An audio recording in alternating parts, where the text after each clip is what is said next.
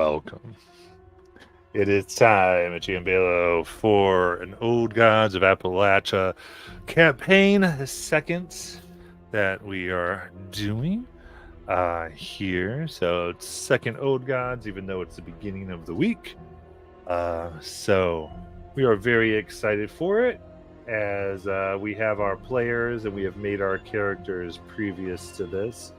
And much like the last one that we did late Friday night, we are going to be learning to play together in a lot of ways. So we're teaching the system, especially the cipher elements, as well as some other things. So we're going to be asking questions and figuring stuff out as we fully get into our characters and even walk around a little bit in their shoes, so to speak, to fully understand.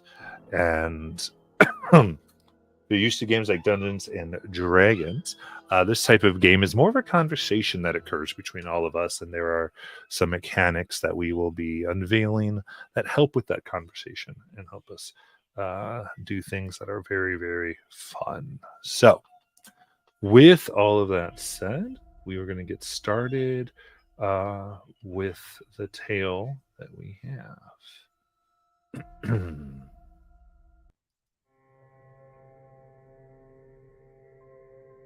So,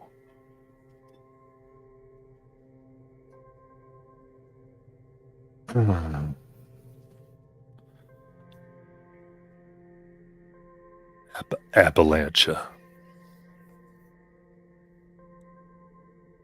The name calls many home, also calls many back. Her name, the home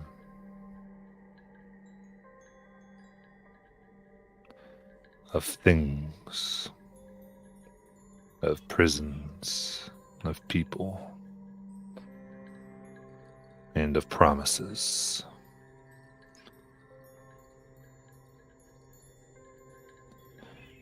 Even before time, promises mattered here. And all the more as people came in. After all, sometimes what you needed and what your neighbor needed weren't on the same timeline, not on the same schedule, whether it be winter or summer. It was too hot for anybody.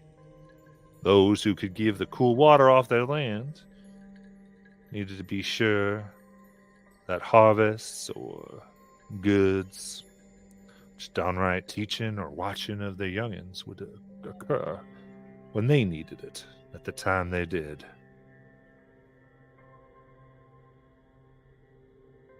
Of course, that wasn't always just a people thing. Did people's promises come? Or is it what they learned from when their people who came before them had to settle this land? The things they had to make promises to. After all, it wasn't just people who lived here first. Before the very first ones came, there were other things.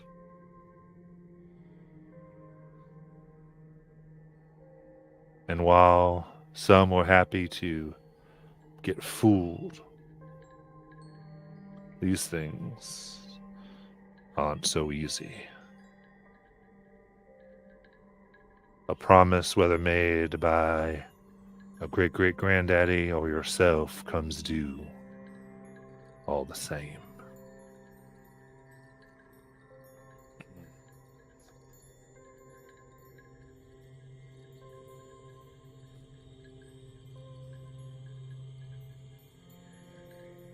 Now,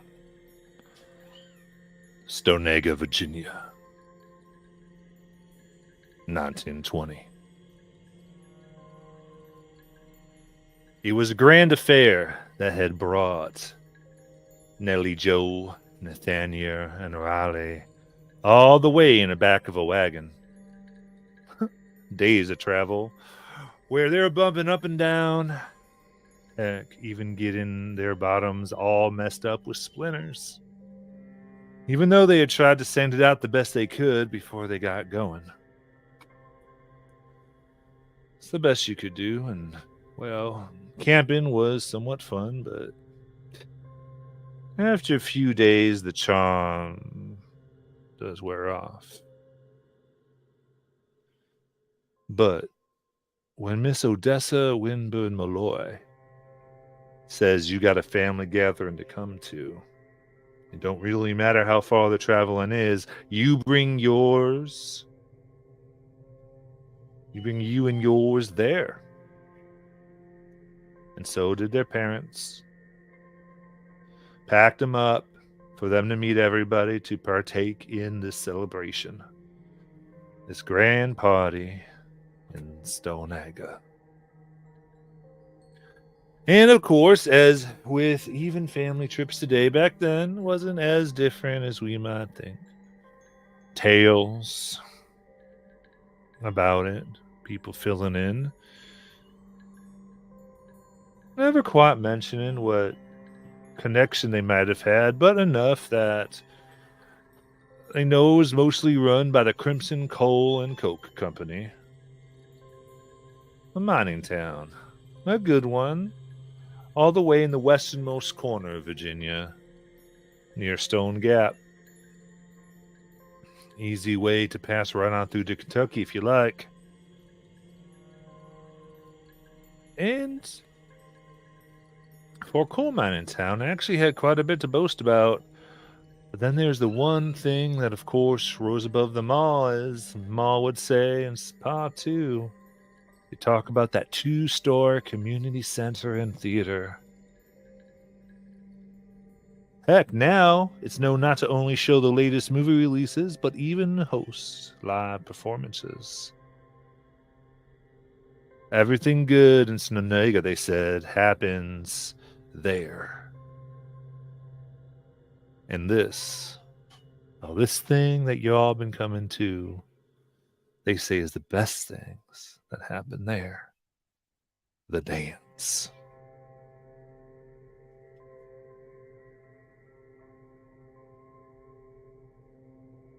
Now, bumping up and down on the road, if you would like to introduce your character in any way in that context, what they might be doing, what they might be thinking, or talking, you can go ahead now or wait till a little later. You just let me know. No, Nellie Jo is kind of huddled up by herself. She looks to be about, I don't remember, what was it, 14 or so. She has out what looks like a storybook, a fairy tale book that she's been thumbing through and kind of just keeping to herself while the air of the trip just kind of whisked by. She's wearing her fancy dress for the day, the only one she owns. It looks like it probably could have been cleaned a little better, but she doesn't often put this on, and certainly isn't used to going to these types of functions now that they're in West Virginia. And I would say that while she's just been kind of off by herself, lost in her own storybook, and just transposed off into another fairy tale land adventure, probably prepping to tell one of these tall tales to one of the children she sometimes watches. Mm-hmm.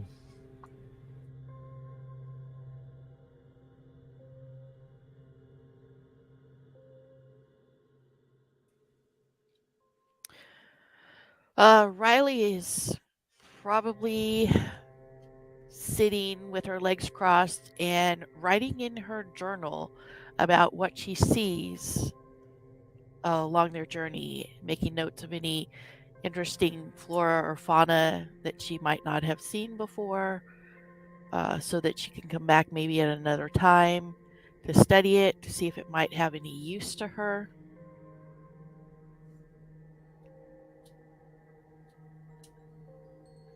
Nice. looking through everything. What types of things would have a use to Riley? Oh, like basil, um, mint, lavender, probably just about any kind of flower. Mm-hmm. Mom looks back at you, Riley. She goes, "That's good, hon. Now, if Miss Odessa says anything, you make sure you remember it, even if you think she's just joking, right? Sometimes she can't help herself." Okay, Ma, I will. All right.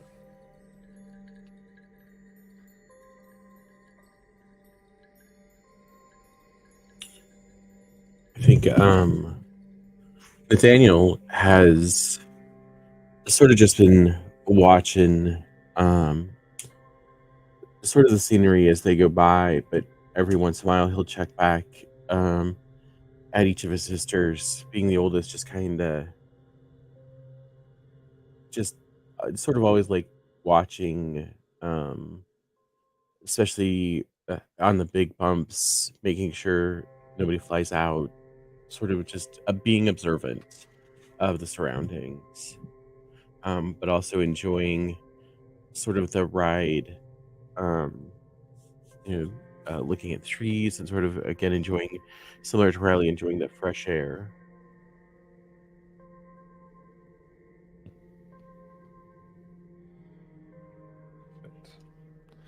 Well, much like this, your road trip continues. It moves somewhat quick.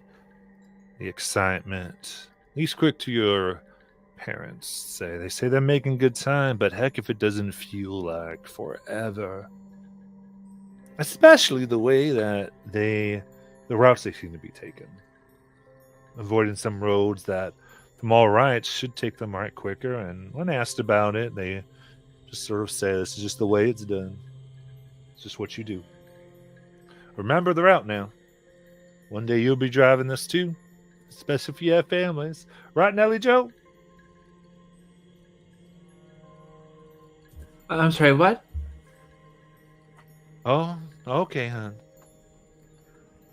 I was just getting to one of the good parts, that's all. Was that what you were asking? About the story?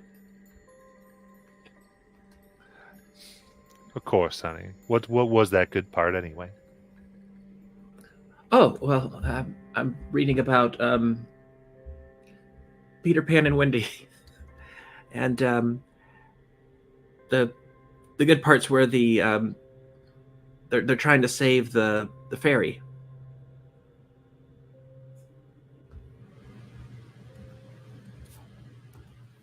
Well, and your dad your father goes with it, your pa. Why would they be trying to save a fairy? Well, I guess he had to be there. Hush now. She's the one trying to teach people things. She's going to talk about them. I'm trying to save a fairy? Something that ain't right? Just stop it. All right. Sorry, Pa. You're fine, hon. And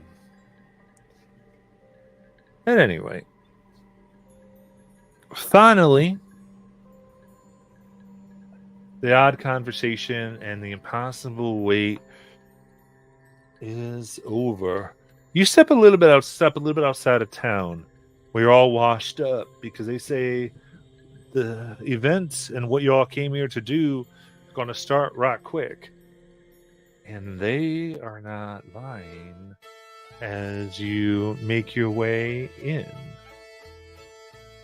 The amazing music, fiddle screeching through the air, brings you to that 2-story dance hall right quick. Well, heck, it seems to be at least the whole town is here, and if not more, for There are wagons aplenty arriving, causing even your slow pace to be slowed down. As people are there, some looks like they have changed, and some making you blush because it looks like they might be changing as they're getting in line. Towels going up, trying to keep some type of modesty there. While young girls are giggling at some of the men who just decide, well, it's like a swimming hole anyway. Nothing wrong with having my shirt off, changing real quick. Only to be hushed and scoffed at by some of the townsfolk here in Stonego, who you can tell probably don't approve too much of an event like this.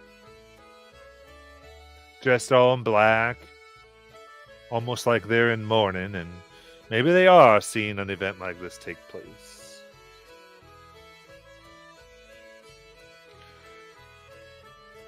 Your dad says something under his breath as he looks at them. But all the same, gets you parked right on up, and you are able to run quickly into the well-lit building here.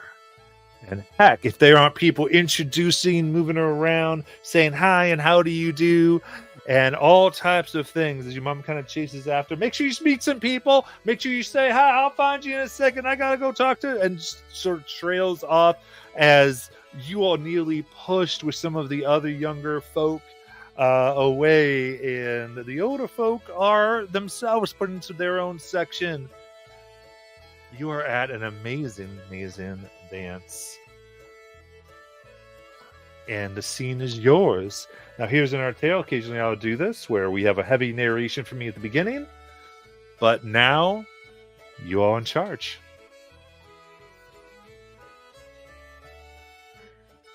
Nellie Joe, put the book away. Oh, sorry. She puts it inside of her bag. Who should we go talk to first? You see anybody that looks interesting? I saw some fellas outside without any shirts on.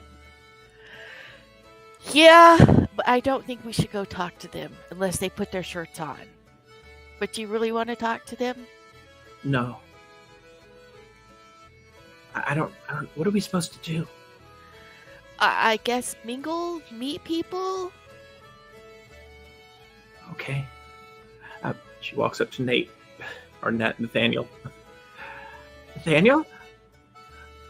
Yes. Hi, I'm Nellie Joe. Well, I know that, Nellie Joe. But it's nice to meet you anyway. Good to meet you too.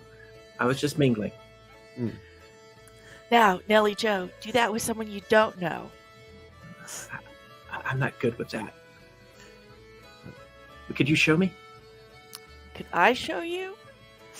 Well, you're better at that than I am. Okay. Hey, why don't you two start over there with that young lady with the dark curly hair? That is Clara Joe, our cousin. Clara Joe. How do you know that?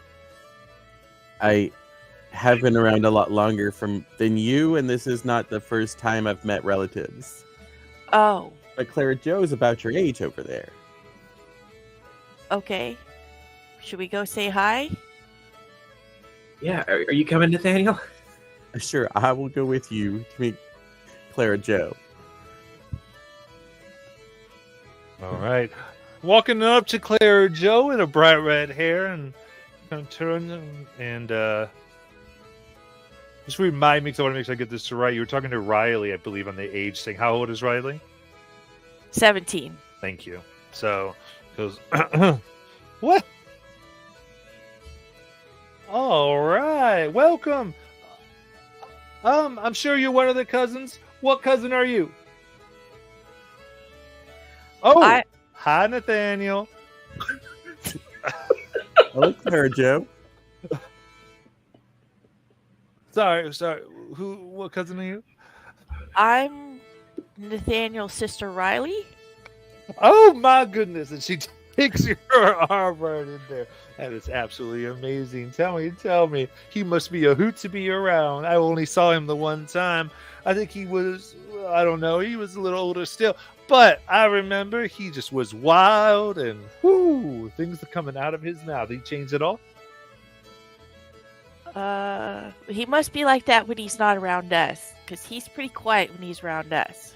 A wild person when he's the way. That's good to know. This is our other sister. This is our sister Nellie Joe. Nellie Joe. Well, it is pleased to meet you, young lady. Pleased to meet you, Miss Clara Joe. I think I was almost named Clara Joe. Feels like only a few minutes ago.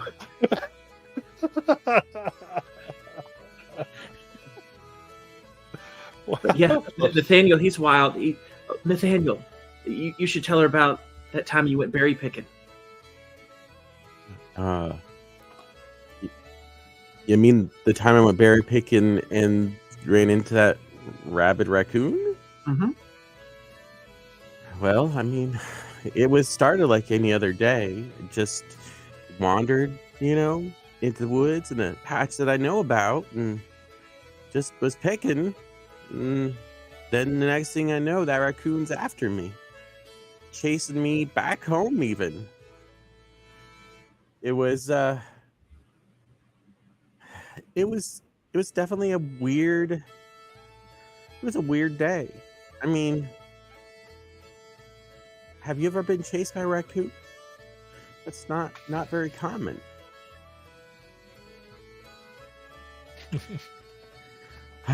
And Ma got mad, of course, because it sort of startled me, and I squished those berries right in my shirt, and it was really stained. So that caused her a bit of work. I suggested we should just, dye the whole shirt. She laughs, and as you're talking, this woman comes up, same red hair as Clara Joe, and I'm like, what? My goodness. And looks at Clara, looks who she's looking at, which is Nathaniel, and it's some recognition. Nathaniel, it is so good to meet you. I don't know if you remember, but I'm your Auntie Florence. Of course, you can just call me Effie. Auntie Effie's fine with me. It's good to see you again, Auntie Effie. I do remember. All right. And this woman, you see, she's tall, strong. She's long black braid around. And the thing that you definitely remember is the amazing apple stack cake that she made the last time. And as this kind of hits your mind, you can see that some have remembered and already are sampling some at the back. Oh, is that your apple stack cake? Oh yes. This is have to bring it when one of these meteors come along. Heck, after all, I get to bake, I get to sing, and ain't nothing better than that. Well, almost nothing. You see? Hi, Clara. Mom. You sing? I do. And Clara goes, of course she does. Didn't you know? My mama has the best voice in the county. Probably every county. Probably every state. Shut up. I can't wait to hear. I'm actually trained in music too. And she comes up to you and gets a little... She's almost as tall as you, Nellie, but she still crouches down, but then straightens up to even it out, like it's on the tiptoes, just out of like a... You can tell she just thinks you're almost a child the way that her mind works. So it's this kind of awkward pose she suddenly gets into. She goes, well, what are you good at, honey? Well, I'm good at the violin and the piano, and I sing a little. Oh my! I can also play the flute. You said you're good at the violin now? Yes. Well, you about to get a treat in a little bit. Have you ever heard of Lenny Reeves? Have I? You would not have. No. I haven't. Well, she is the jewel of Stoneacre right now. she's actually become the little leader of the band that I get to play in every once in a while. That's not how we're at now. That's just some people getting things moving. But she founded it. We call ourselves Fiddlin' Opaline and the Shape Notes. Wow. And y'all are gonna play today? Oh yes, she's got the fastest hands and sassiest tunes this side of the West Virginia line. Wow. I look forward to hearing it. All right. Well, that's very, very good because you're going to take a few notes if you want. I will. All right. Then at this time, you see that her attention is put elsewhere. Well, I would say before I do this, is there anything y'all want to do?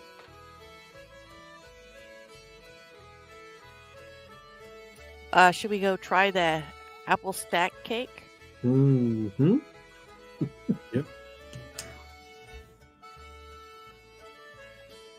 I think that Nathaniel's eyes have actually not left that cake since he saw it. Absolutely. You make your way, and it's going to take a minute or two unless you try to do something to have it quicker. But if you wait your turn, you'll be able to have it in okay time. And if it's possible, Nathaniel, it is more delicious than you could ever remember. Like she's made some improvements.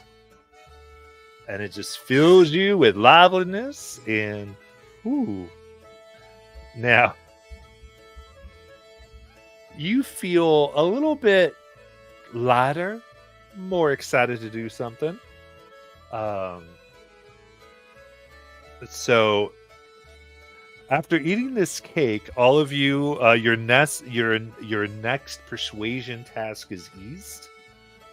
Ooh. And any attempt to say no or refuse something is hindered. Don't we all have inabilities in social interaction in this group? Only positive ones. We're great with you. Oh wait, I'm good at persuasion. Okay, I'm good. Okay. We're good. Wow, that was really good. I think it was better than the last time she made it, y'all. What do you think, Riley? I liked it too. I wonder what she put in it besides apples, of course. Maybe she put the hearts of fairies. The hearts of fairies? Really? Yeah. Why That's- would somebody do that? Well, I overheard them earlier. They were talking about it. Some people in the back saying they had a special ingredient. And the way they were describing it reminded me of my book. I don't think it's fairy hearts. I'd like to roll deception. Which is good because she's gonna pull one over on me. I don't think any deception roll is going to convince you.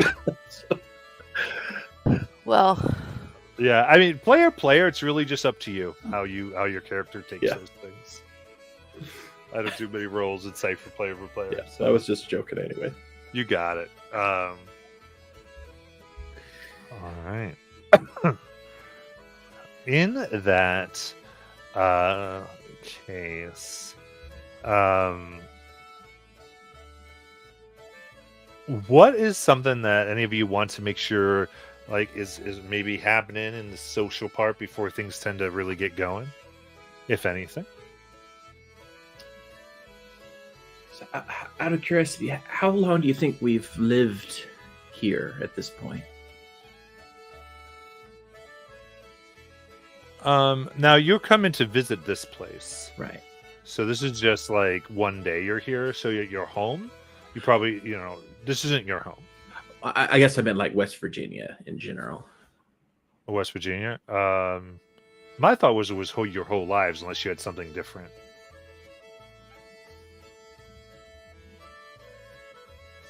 I don't have anything different. I just know that the land was purchased by our father after his military service. I didn't know if Oh yeah, that's right. like we'd come from somewhere else and he bought the land here. I mean, I'm fine with it being it's where we grew up. Yeah, That so I'd probably say makes more sense. yeah, you might all have like your friend would probably come here from Stone Nega, and then probably went to West Virginia when he got back. But it could have been when all of you were very, very young, or even like now maybe you were born in West Virginia. It's really up to you. You can kind of get that piece out how you'd like. Right. I was just asking to see if I should be trying to find people for my business. But You can. I mean, Well, I was gonna say, Nellie Joe, let's go see if we can find that lady Mom said. oh right. See if she has anything to say. We Yes. don't necessarily have to talk to her; just listen to what she says. Miss Ophelia or Miss Ophelia? Odessa, Odessa. Odessa Malloy. all right.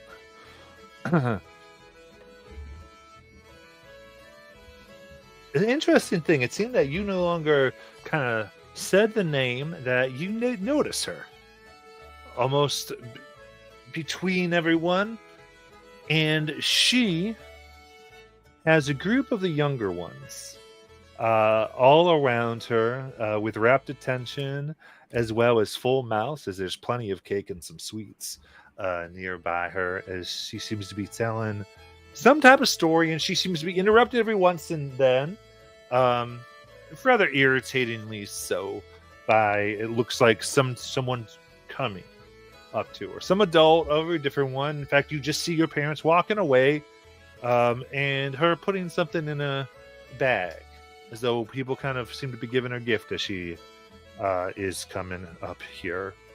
But you can make your way, and they're all about the same age as the type you would tell stories to, Nellie. Tell them about the Haynes and all those types of things. And just right before she gets there, or right before she begins to get back into her story, she looks at the three of you approaching and goes, well, if it isn't Nellie, Joe, Riley, and Nathaniel, welcome. Thank you. Thank you. Thank you, what? Thank you, ma'am. Thank you, Miss Odessa. Thank you, Miss Odessa. Thank you, Miss Odessa. Gosh. Who raised you? Ah, oh goodness. Now, as long as you are here, I'm your granny, you understand? Yes, Miss Odessa. Yes, Miss Odessa. That'd be Granny Odessa now. Keep up. Yes, Granny Odessa. Yes, Granny Odessa. Gosh. Oh, raise in a barn as slow as a pig. All right. Now, you need anything, you come right to me. You hear? Yes, Granny Yes, Odessa. Granny Odessa. That's right. This kind of looks at you, Nellie. What do you like to do, Nellie? How do you add to all those around you? You tell Granny.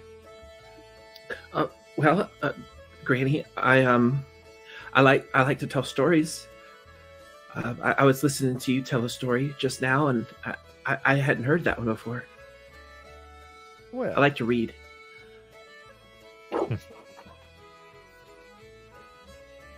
you like to read. What you read, a child? Well, right now I'm reading Peter Pan and Wendy. Have you read it?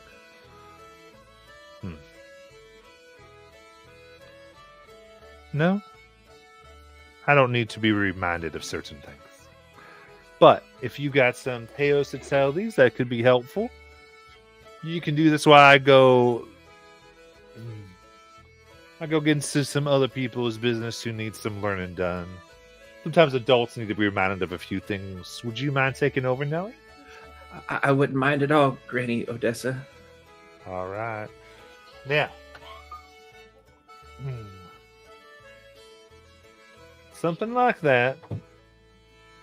Don't say those things. You might confuse the young ones. After all, something comes over to your... a shadow comes to your window. We don't need people thinking that they should be opening that. Right, Nellie? I couldn't hear part of that because the I think it was something. But was she saying that she didn't want me to call her Granny anymore? No. She said, "You be careful, though. Don't you be telling them that tear of that book. Oh, 'Cause you and I both know ain't no one should open something to a shadow." Yes, Granny Odessa. No, I wouldn't share that story. That's right. You will not, right? I will not, Granny Odessa. All right. Well, let's see. They're going to be dancing soon, and some people might be get up to some stuff that I need to take down. Ain't nothing fun than getting in young lovers' way, so I'm going to go do that. Speaking of which, Nathaniel, let's keep you away from Clara. Come on. All right. All right. So that goes on, and y'all, let's just do a quick 5 minutes. There might be something Sure. I need to be taken care of right here. So. She scared me, Riley.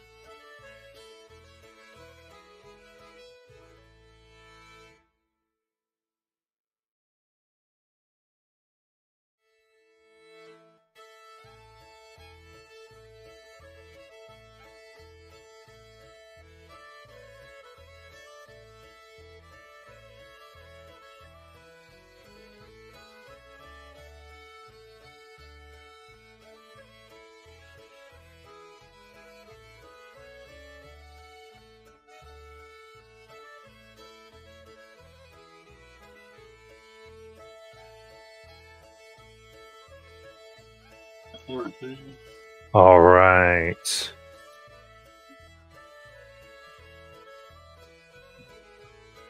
All right, cool. I'm sure I'll come back when you can.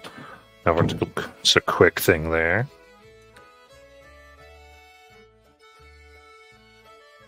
Then, Jackie, just tell me when you're back, because I can't tell otherwise.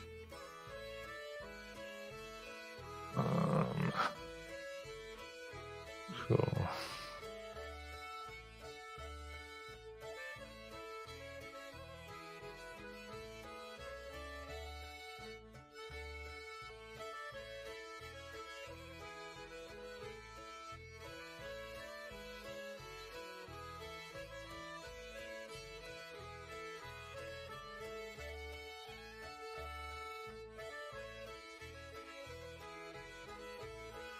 Let's see.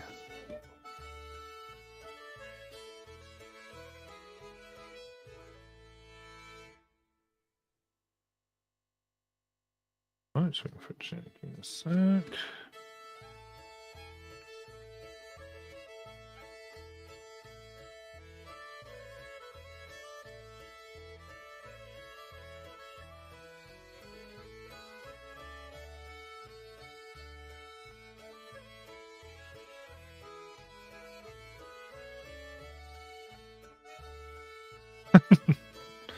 All right. So far so good.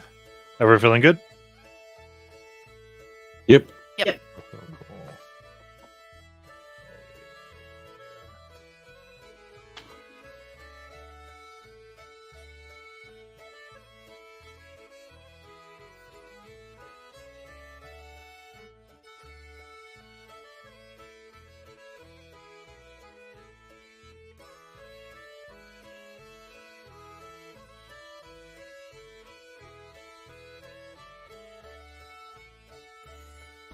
Cool. Do these typically? Sorry. No, you're right. All right, so I'm back. Cool. All right, as this is all happening, anything else you'd all like to do?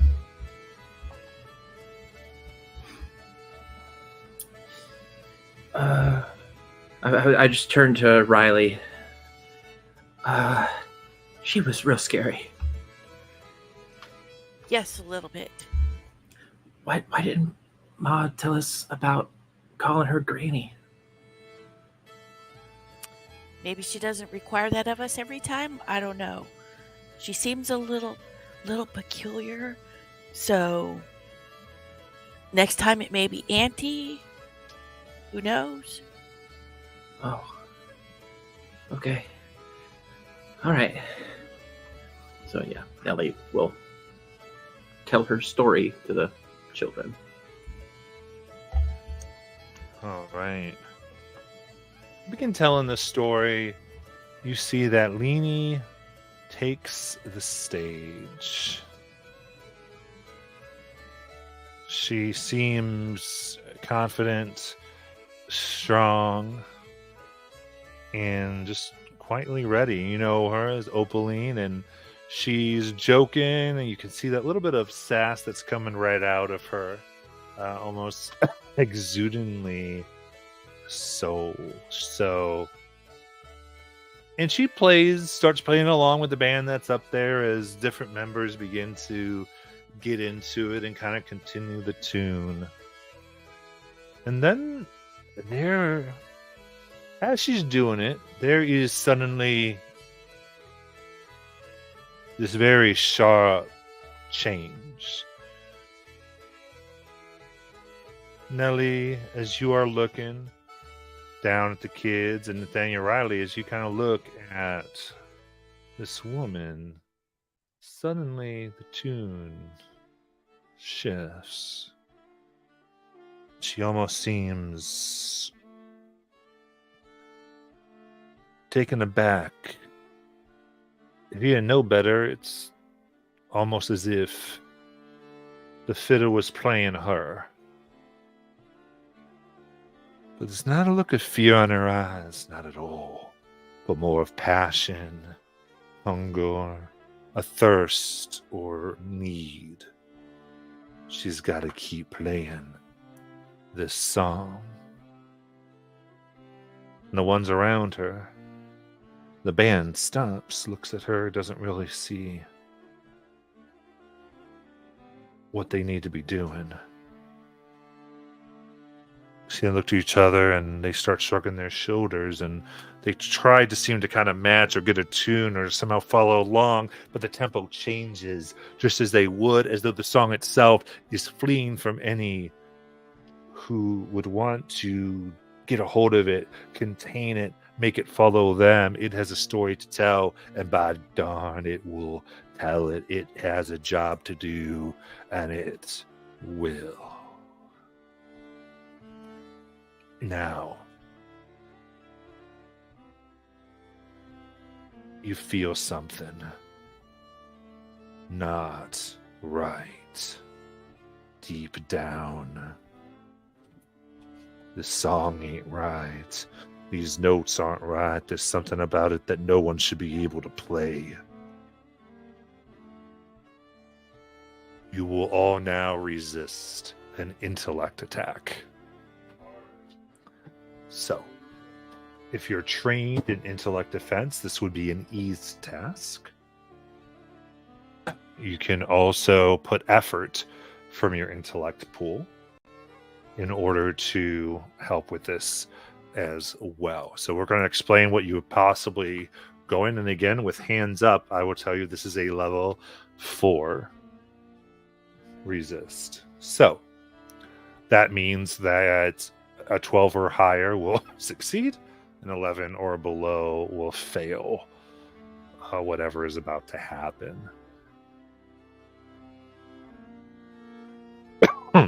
And so if you wanted to make that like a 9 instead of a 12, you could expend a level of effort, which means take in 3 intellect points and erasing them or subtracting them from your total. Unless you had an edge in intellect, then it would only be 2. All right, so I understand correctly. Since I have an edge in intellect, you're saying if I spend 2 out of my pool, which is currently 13, that would take it down to 11. So spend 2 out of my pool plus the edge, so that's 3, times 3, which is 9. Correct. But I need a 12 to pass. No, now you would need a 9 or higher. Because you put in effort to lower it down a step.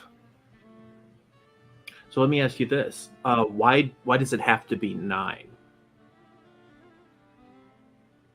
Because so you take it down from, so I'm saying this is a level 4 attack. Uh-huh. And if you apply effort, that makes it a 4 to a 3. And 3 times 3 is 9. So if this was like a level 5 attack, I could spend 4. No, you mean why do you have to spend 3 points? Yes. Okay, because whenever you apply effort costs 3 points of the appropriate pool. But I don't have effort. You have 1 effort. Oh, I thought it was over speed. I got confused. Okay, I see it now. I do have effort. Okay. And you have 1 edge. Correct. So effort is how hard you can try at any given thing. Everyone starts with 1 total effort they can spend per action, basically, or task. And so you can spend up to, and 1 effort always costs 3 pull points, unless an edge reduces by 1 to 2. If I spend my effort, does it go away? No. Those stays. Okay. Yeah. You never spend your effort. You just apply effort through spending your pool. And same thing with edge? Edge is a constant discount. Okay, so edge and effort stay the same. No matter. Okay. All right. So I'm using effort, using 1 edge, and using 2 dice from my pool. So the only thing I reduce is my points from your pool, but yeah. Yeah. So I reduce 13 to 11. Yeah, so I would keep the pool number the same, 13, and write the 11 in the big box. Oh, because that's maximum. Okay. Yeah, that way you know what your max is. I gotcha. Okay. All right. So far, I understand.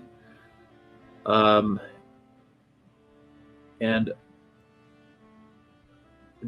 I'm still a little confused on the Y3 though, because I understand like spending a pool means I get 3, but what I don't understand is because it's a level 4 attack, why is that automatically like make sure you spend 3 in order to reduce it? Do you know what I mean? Okay, sure. No matter what level of attack, effort, which is the thing that actually reduces it, always costs 3 points. Oh, I see now. Okay, so the effort is where the 3 comes from. Yes. Okay. Amazing questions. All right. Okay, I get it now. Yep. All right. So now I roll, and I'm going to have... What would I roll then? Am I just roll? You would roll a d20. A d20, okay. And so you need a 9 or higher. A 9 or higher. And what do I add to my roll? Nothing. Nothing. All right. That's unfortunate. Let's see. D20. Let me ask you this. I have a skill trained in using music. Does that matter? Or no? Well, what I'd say is something like that. You could try to RP something that would make that matter right now. The only thing that comes to mind is the way you worded it. You said it sounded like it was impossible for someone to play it, which makes me think that maybe they're using certain chords or the way their hands are moving doesn't line up with the chords, or they're moving so fast, like no human being should be able to move from this chord to that chord to that chord. That's kind of how I was picturing it. Mm-hmm. And so if she kind of gets tipped off that something's wrong through that, since she has music as a trained skill, So what would she do? well, she would better prepare herself for knowing something's wrong. Cool. So what I'm asking, the way we'd want to do this in the game is you'd say how, like, what does this actually look like for her to do this? And Okay. then I go, oh yeah, that's good. Let's apply that skill here. Okay. You know what I'm saying? So the way we look in the universe is that as she's listening, she picks up on these chords being wrong, and she's thinking about it. And as she's thinking really hard about it, she starts to feel the pressure from the band moving into her, and she is rejecting what she's hearing. She is like blocking it out, almost in the sense of being lost in a dream, because she's so used to being in storybooks, and she knows that storybooks and fantasy worlds are not real, and she has like that buffer. So she's like, is this can't be happening. This isn't possible. If you don't allow it, that's cool, because I realize that doesn't make a lot of sense. But I think, yeah, it's almost like I almost imagine like when you would read a book and you'd scare yourself too much to go to sleep. yeah, And you're going through the same, like, no, this isn't this is this. And Mhm. is there maybe a lullaby that you begin singing or something like that that's trying, or some what tactic, what's the physical tactic you might use when this happens? that's a great idea, actually. Okay.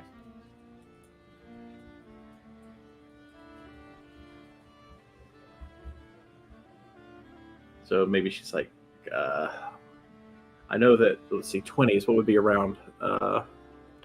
Probably like Rockabye Baby or something. It's fine. We can mix stuff up too. Yeah. If you name something slightly older. The only other thing that comes to mind is from Alien, where Sigourney Weaver's like doing "You Are My Lucky Star." Cool. I like it. And you're working so hard here. Okay. So then I'd give another application. I call that it's your skill. So now it's 6 or higher. All right. So now I roll. Yep. Okay. Here we go. 11. There we go. Perfect. All right. So yeah, so in this there's very rarely a time when you would add something to a dice roll. It's all lowering what you need to hit. Gotcha.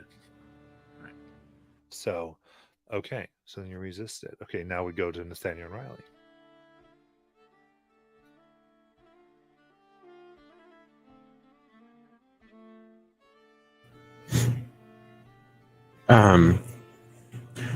So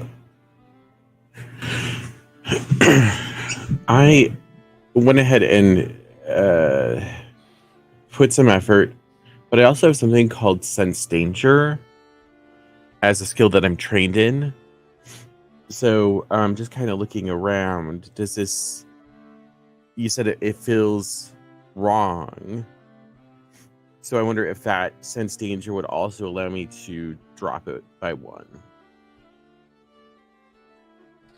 What would you do in response to sensing the danger? I think that it alerts him, and he's as a perceptive character, as somebody who sees details. He's watching for things. He definitely would scoot in closer to his siblings. Is just alert now. Is like looking around, trying to decide if he should take some action to stop her from continuing to play. Okay, I don't see how that would make it Can I easier offer to something? resist it. Of course. Because you mentioned that my thing was the lullaby. He would know that his little sister hums that lullaby when she's feeling scared of something, which might alert him to danger. Mm-hmm. Yeah, I'm trying to think of like what would you do that possibly would cause this to not be as vicious, because you might be aware of it, but awareness isn't necessarily a decrease in danger or decrease in effect. Yeah. Okay. So if that if nothing makes sense, we'd probably say probably not that, and No, that's fine. So I dropped the difficulty to 9, and I'll go ahead and roll. Use an effort. Okay. Yeah, I used an effort. I got a 5. Okay. All right. And I'll get to that in a second, and then Riley. Okay, so I'm gonna go ahead and use effort too. But I'm also trained in all actions involving identifying or using magic. So can I grab my focus and focus on what is happening, trying to figure out if there's any kind of magic being used and what kind it is? Yeah. What's your focus? It's that jewel I showed you. Yeah. I remember now that the tree over the turquoise. Yeah, you grab it. Yeah, I think you almost use in the sense to resist something you know is wrong. So yeah, that would be another reduction. You said you used effort, so that would be now a 6, right? And I got a 10. Okay, very good. So, in that case, Nathaniel needs to roll a d6.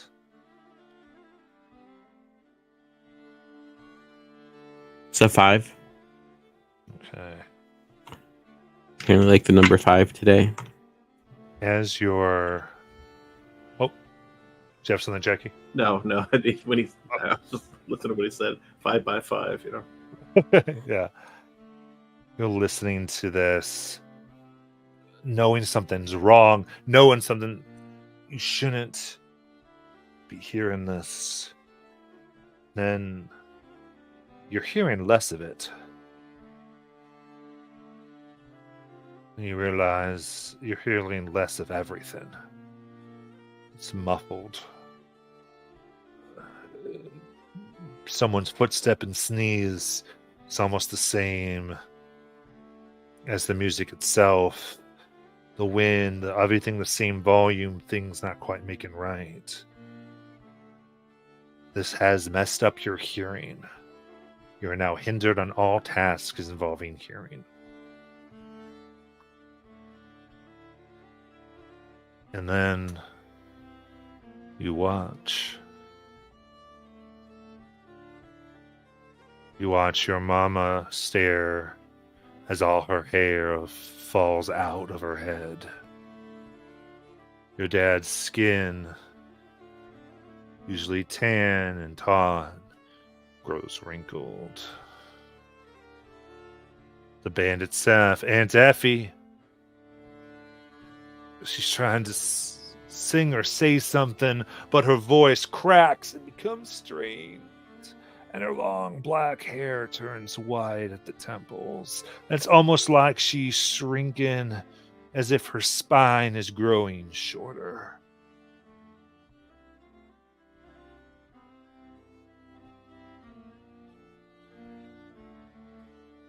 And then you look around, and Nellie, even the kids before you, their eyes are glowing cloudy.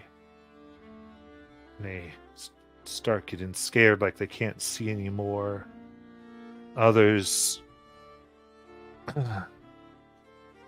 start crying as their bones seem to crack.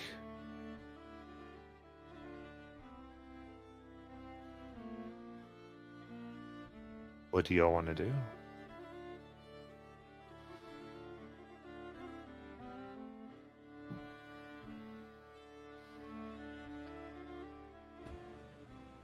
Does Nathaniel look like visibly unwell? The only thing going on right now is that hearing depends. Nathaniel, what are you doing?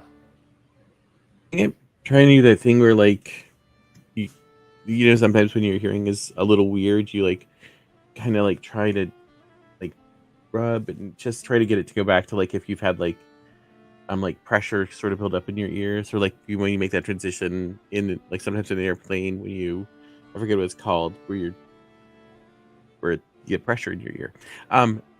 So I think that is the only thing currently, except for maybe his face is probably showing like shock and some level of fear just by what's going on around them.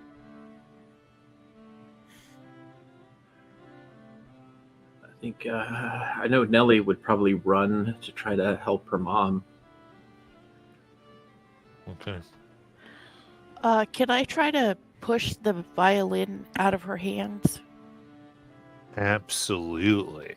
So this would be, again, showing my hand, a might challenge starting at level 4. Okay. So if I want to use push, it costs me 2 intellect points, Okay. right? Is that Yeah. how I'm reading this? hmm Okay. So what does push say? It says you gather the magic from the world around you to push a creature or object an immediate distance in any direction you wish. You must be able to see the target, which must be your size or smaller, must not be affixed to anything, and must be within a short range. Push is Okay. quick, and the force is crude. Perfect. So you have 2 intellect, and you have an edge in intellect? I do. Okay, so that's only 1 intellect point. Oh, okay. Yeah. So in this case, you can just do this because you're using this ability. So what does it look like to release your push? All right. Hold on. Let's see. Do I? No. Okay.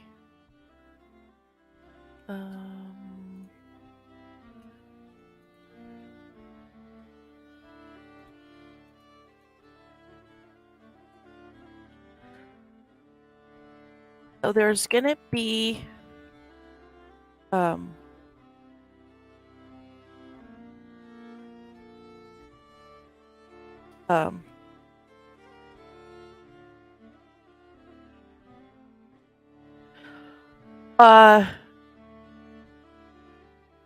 there's gonna be her grabbing her focus, and her hand's gonna kind of aim at what she's wanting to push at. And I'm gonna say her eyes are gonna glass over because she's pulling the magic into her. And she says these words: with strength of mountain and rivers tide, in this task let magic be our guide. As we push this object, let it slide with Appalachian force in which we collide or confide. Okay. I'm going to say one thing. It is Appalachia in this game. Oh, sorry. Did I not? You said Did I- Appalachian. sorry. Appalachian. I will I- be very strict on this. I knew that. I'm sorry. This is the first time I've used this. You're so good. You're good. I would. There's only them good. I Very knew cool. it was Appalachian. I know. You know. Appalachian force. All right. So you push it, and the fiddle flies across here.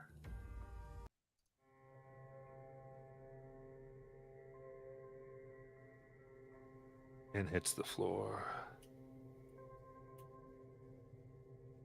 You see Leanie. Leanie doesn't look like she's been aged at all. But in this moment, looking exhausted, stares at that fiddle with a hunger.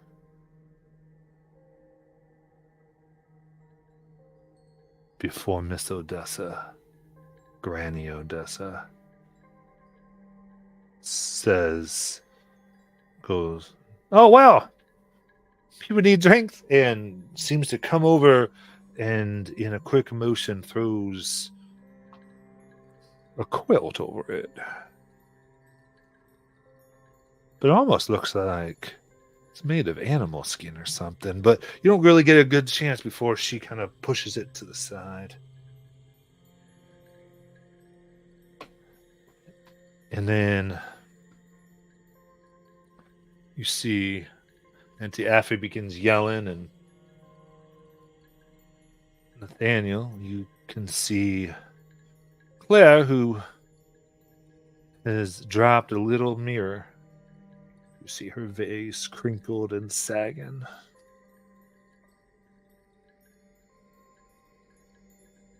What would you like to do?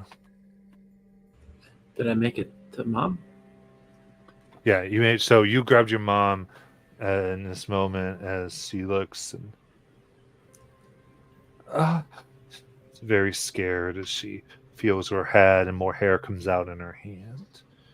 Nellie, It's all right. And she'll she'll probably like rip the bottom hem of her dress to kind of turn it into like a makeshift bonnet or something, and like a little head wrap to kind of cover her mom's hair. she eagerly takes it. Thank you, dear. Can you stand?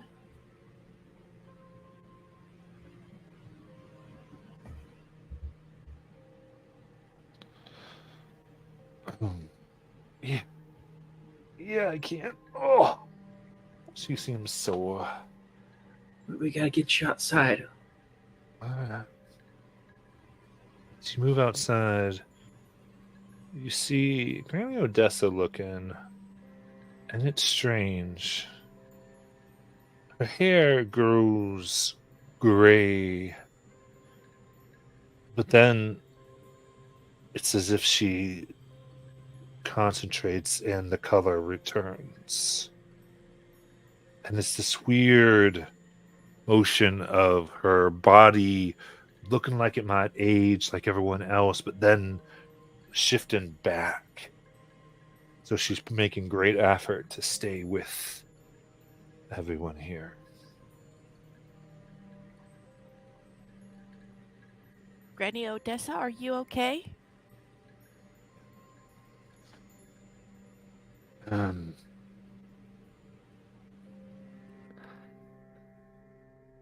No, child, I'm not okay. Ain't no one here okay. Is there something I can do to help you? I saw what you did. Looks like you got some of Granny's blood in you, no matter how much you objected.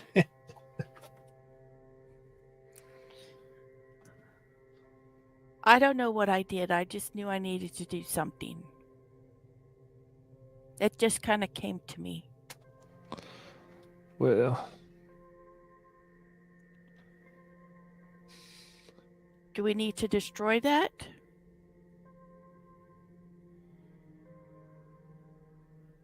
you find out where she got that, Okay. and then we talk.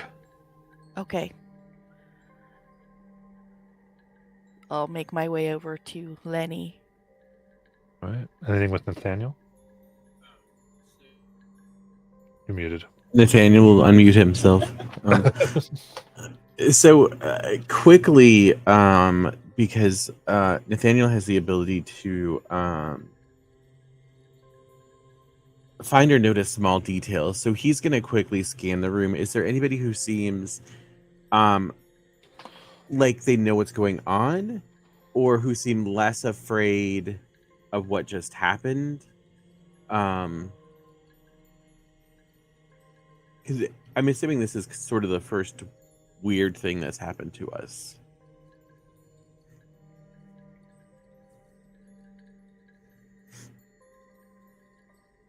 I'd say just with what you have here, you look around and no one quite knows what's happened. You do see Miss Odessa, she looks like she's trying to put things together. And and you see her coming up to Nellie Joe. Nellie, I think the air out back's a little better than the air out front for your mama. I'm taking her now, and I need to check on Pa too. There's a good girl. Your sister might need your help, though, so be ready, okay? All right, I'll be quick.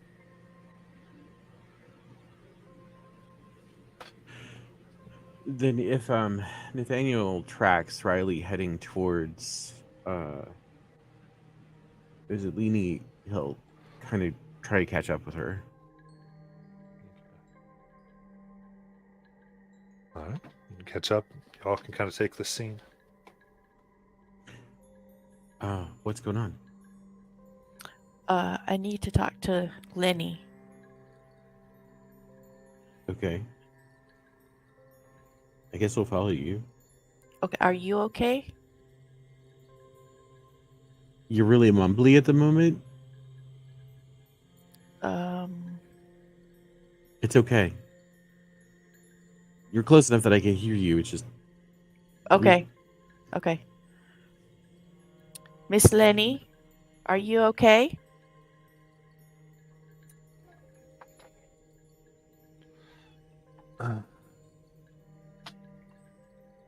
Well, yeah.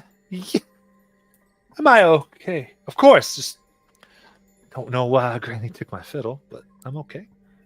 Where did you get it? That's my pa's fiddle. I've Oh, had it where my did whole he? life. Where did he get it? I don't know. He might have made it. Oh, Yeah. Yeah. is it Sorry. okay if I look at it?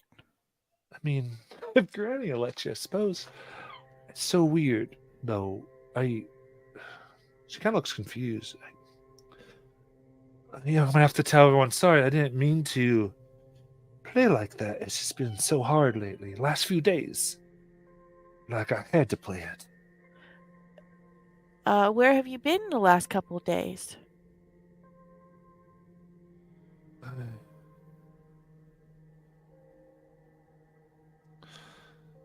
I've just been around here. I mean, I did have it repaired. Oh, where did you have it repaired? By this Travian luthier. Named, what was that? Mr. Pollard. Mr. Pollard Bays. He was around, he came here and he was, saw the shape of it and offered to fix it for me. Oh, that was nice of him.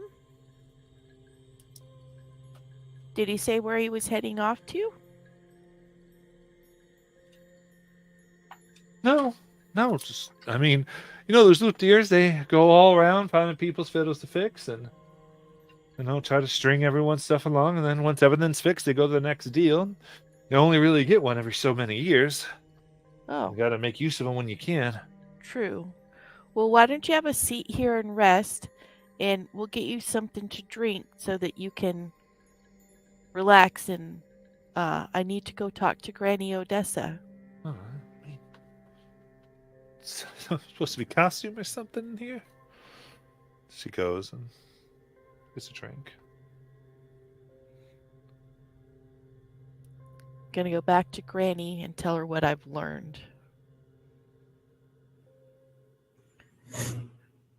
Nathaniel, you coming with me? Yeah,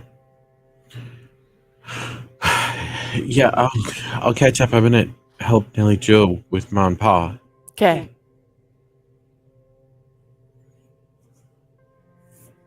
And he'll try to catch up with Nellie. Okay.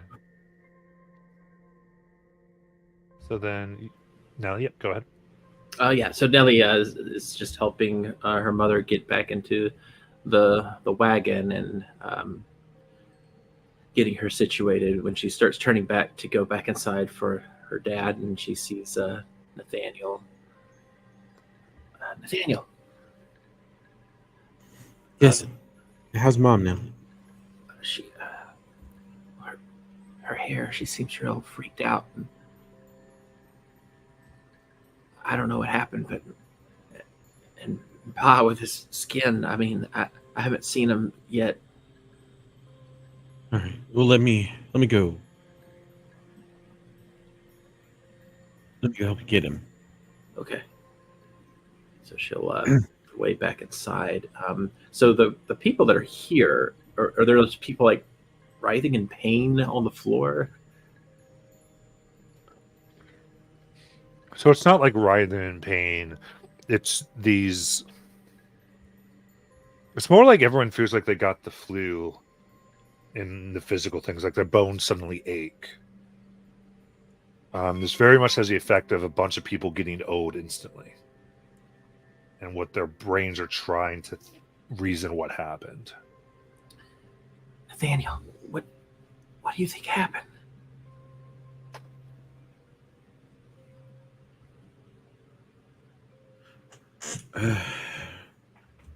I think Granny Odessa thinks it has something to do with the fiddle. Yeah, the music. I noticed when they were playing, it wasn't right. Like the chords, the way the notes were playing, it shouldn't have been coming from that instrument that way. Especially looking at her finger placement. Well, you would know about the proper way to play a fiddle. Any of your stories? Well, I think I might have one now because I've seen a lot of people play fiddles, but this is the first time I ever saw a fiddle play a person because it didn't even look like she was doing voluntary movement with her arms. It looked more like the strings were just going on their own. Yep. Riley was asking her some questions. Apparently she recently had it fixed, and within the last couple of days, and she said since then she's felt like she's had a need to play it, Where like where she had to play it. where did she get it fixed? She, sorry, the hearing is a little bit hard for me right now. Um, Something about some man named Bass or something. I think Riley got his actual name, but he's apparently he travels around. He's one of those folks who travels around and fixes strings and whatnot on fiddles. Huh. I'd love to see that fiddle up close. Yeah, well, I'm not sure Granny's letting anybody near it at the moment. But Maybe we could. Riley was gonna go talk to Granny. Did you want to get with her and I'll get Dad back to the truck Sure. wagon? Uh, I'll go. Then I guess she sees where Riley's heading. Just be careful and don't say anything about Ma's hair. Oh, I won't. Okay. And Nathaniel will try and help his dad get out to the. Okay. You see, many have been fleeing for the relative safety of their wagons, covering themselves from onlookers who already have caught sight of a few things. You can hear just hushed phrases as the people in black rush to their homes. Rumors or whispers of a devil's price for the devil's music. Well, that dancing led them somewhere unexpected.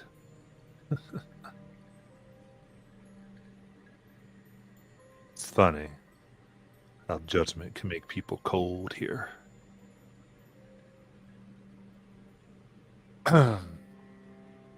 So now you go to Riley? Yeah. Okay. You come in there as Granny Odessa sees the both of you come, and again, her eyes look foggy, and she looks like she's staring at the ceiling more than all of you before she takes a breath, and her eyes become bright again, and her focus crystal. All right, girl. Be quick now. What you find out? That a traveling luthier was through here a couple days ago and offered to fix her fiddle.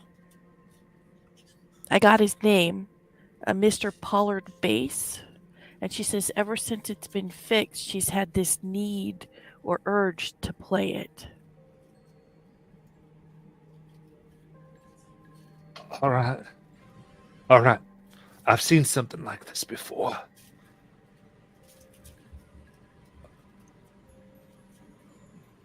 If that fiddle has been with her for this long, then something that Luthier did has to do something. That's who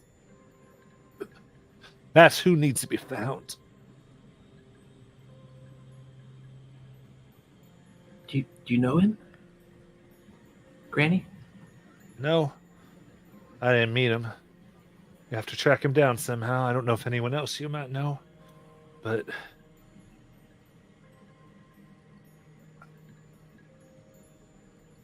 she I breathes. wonder. I don't know if I can do it. I wonder if he fixed anything for anybody else. Should we be leery of that?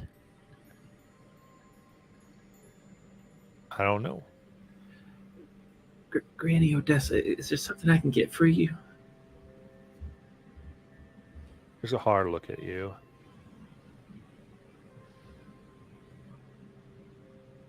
You're too young for this, child.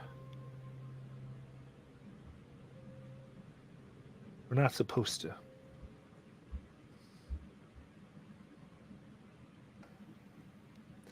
It was supposed to be easier, you know. Will you and your siblings, will you find this man? You try to fix this. What You do, you like the few ones that haven't been affected by this. what do we do when we find him? Suppose you'd have to figure that out. Hmm. And she picks up from her boot this fine ceramic knife. As she hands it to you, you can see the blade is silver, and the handle is of bone that has been expertly carved. Within it, images of deer that don't look right. Dogs look like they're made out of rock.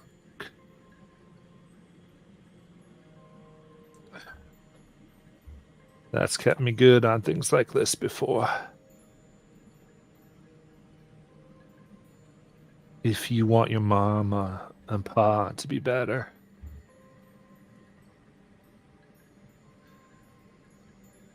I'd start there. Or you can take them home like they are. But if you want to, if you're willing to, if you feel like you need to go into the dark in order to bring back something to these folks, this family, then you best take that knife. Granny Odessa, you said you saw something like this before. Have you ever seen people not be affected by it before? That is quite unusual, child. Some people stronger than others. Or younger. Maybe a few years ago, I would have been quick like you. Honestly, I wouldn't send another person over, but you two. You were quick and strong. You gotta be resilient if you're going to fix this.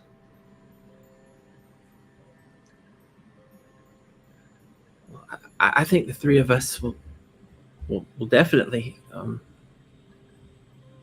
mean, I think I speak for everybody when I say we'll go into the dark. Right, Riley? Yes. She grabs your hand, Nellie. Be careful. You go too deep, the dark will come back with you.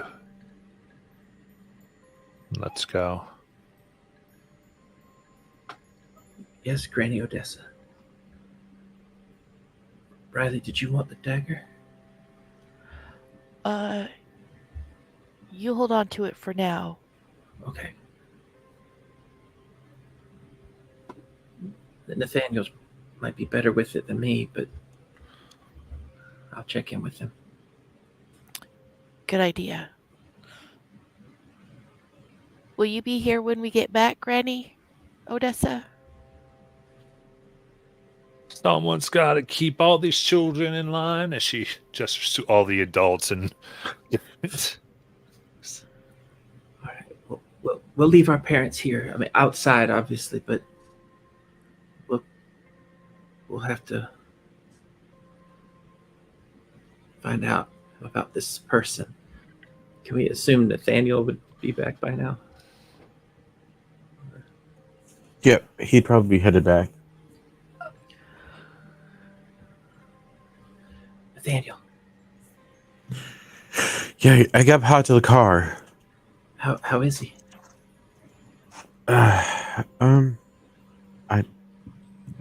Well, he's paused, so he's acting like nothing's wrong and nothing's bothering him. Well, we found out what we need to do. So you here need to take this here knife. We need to go out into the dark, and then we need to come right back.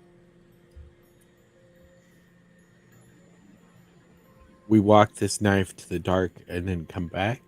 That's the gist. No, we have to go find Mr. Pollard's base. That's right. Someone here Okay. might know him. Yeah, we need to know a direction that he went, so we may have to question some people. What did Aunt Effie say? We haven't talked to her yet.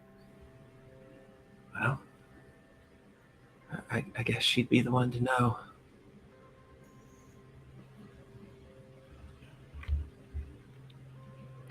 Yes, we should probably go talk to her, see what she knows. So yeah, she hands you the knife, Nathaniel. Okay. He'll take it, sort of look at it. Did you get the description of it? It's a bone-handled knife with a silver blade, and Yep. there's... I heard. Okay. Handouts right now. Yeah, I went ahead. Granny Odessa's knife is there in handouts. So, anyone can add that. That is an artifact. Very cool. Does that count against the artifacts we have? No, because you have ciphers. This is an Oh, artifact. cool. Okay. So yeah, an artifact is like a permanent item, as opposed to ciphers that are temporary. One use that goes through. And you say comes due. All that means is every time you use it, like it says, we roll that die, and on that result, which I think is 1, it loses its magic basically. And Nelly basically passes along all the information we just got, Okay. so that Nathaniel's up to date. All right. Then moving Right. up to Effie. She's still yelling at people for no reason. It's like his spine got shorter and so did her temper. And goes, what you walking around bothering people for? Aunt Effie, calm down. Trying to. What business you think trying to tell a grown woman to calm down? You born on the wrong side of the barn? You're going to scare some of these little kids. Right. Ow. Right. Are you okay, Aunt Effie? I'm fine. Did you see that traveling luthier when he came through a few days ago? That handsome man? Of course I saw him. Do you know where he went? What direction he went? Oh. I just happened to be going the same direction as him. And I saw that he seemed to be staying at that boarding place on the street down by the water. What's he look like? Um, well, this rather fine gentleman, if a bit aged, knows what he's doing, but looks okay. He's been in town a long time. No, no, nice fine suit, slick back hair. I'll put in some cow's oil to make it nice.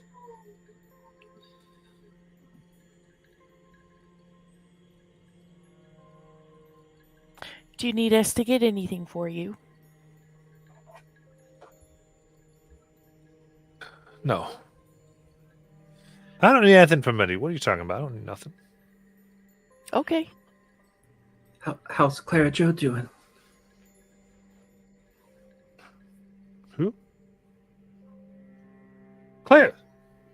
That's my daughter, right? Yeah. Okay. As she runs Wait, off, is that and in goes, game Clara, or- Clara. What? Did that happen in a game, or is that? That was in game. Okay. Oh God. Oh wow. Okay. Things are rough, yeah.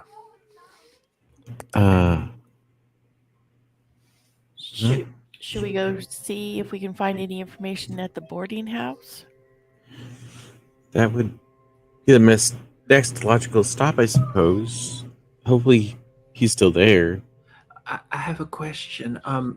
This gentleman, when you saw him, did he take? Where did he fix your instrument at?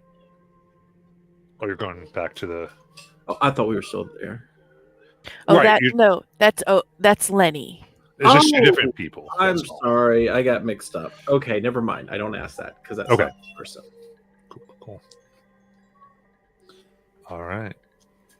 So you're going to try to find this house, sounds like? Yeah. All right. With that, then, we will take our official break, and then we will come back.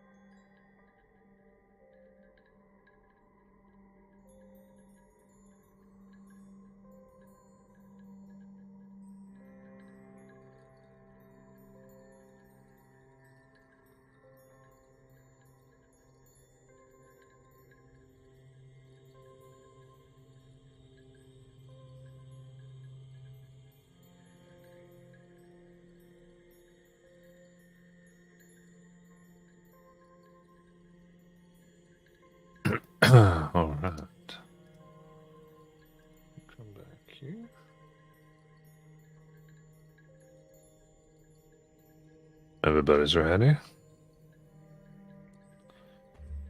Here. Bobby will be back in a minute.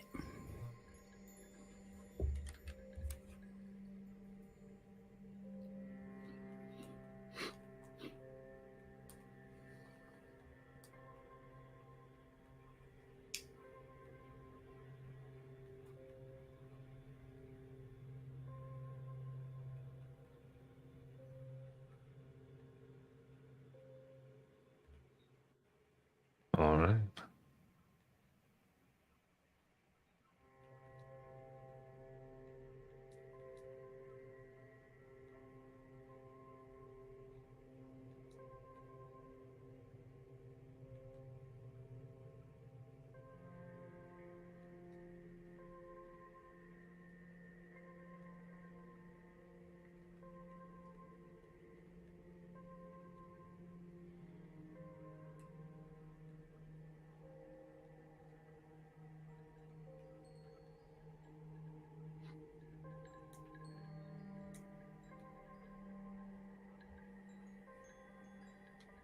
All right, we'll wait for Bobby. Any questions? No questions. Or anything else? So we gain points back by being healed. Is that correct? Or doing a recovery roll? Oh, okay. When do we do that? I don't need any, but when do we do it? So you can do recovery basically whenever you want, when you have the times that are put next to the 4 different types of recovery rolls you can do. So there's the action, the 10-minute, the hour, and the 10-hour. Oh.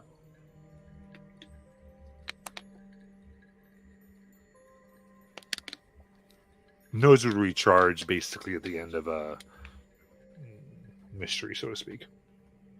Or a little arc, little thing.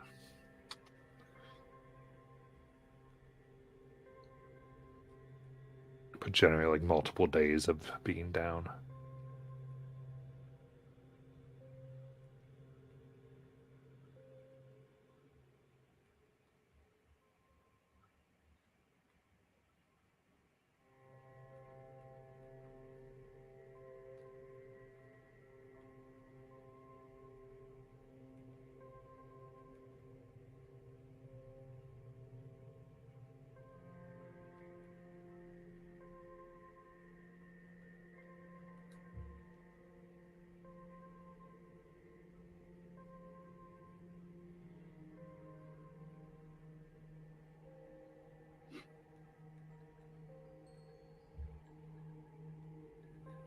Put something? No. All right. But yeah, so I think there's anything else.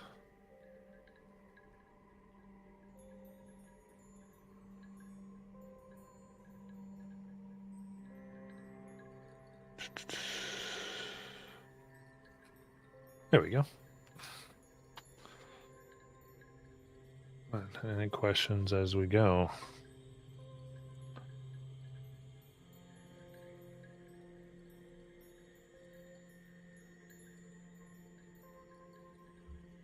So, as you make your way and ask a little bit around, you soon find the illustrious place, so to speak, known as Gilman's Boarding House. It's just a small building north of town, in the north part of town. But it does have its reputation for its no-nonsense rules and excellent meals.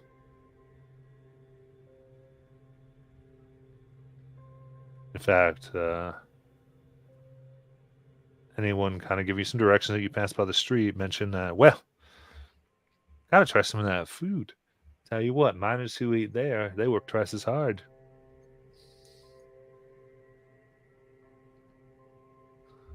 But you find it, and it's nice. It painted a nice, upstandable white and brown. What would you like to do? thank the people for their help, clearly. So, how do you propose we get information that we need?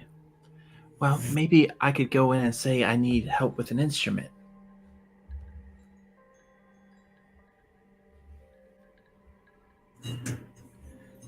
I was thinking something similar. So, since you do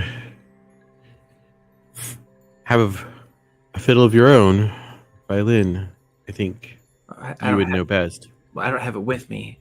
I was Well, thinking right. I just maybe I could tell him the piano's broken. So in case he asks me anything about a piano, if he thinks I'm lying, I know about the piano. okay. That sounds like a good idea.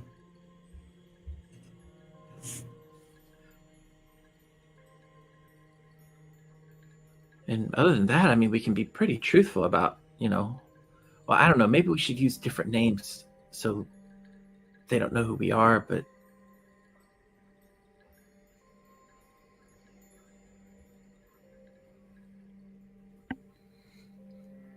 and again, maybe he would know we're lying, and then he'll call the whole thing off.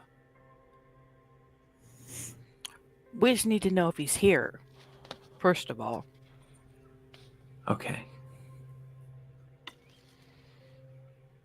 I suppose we can ask at the greeter, the front desk, whatever.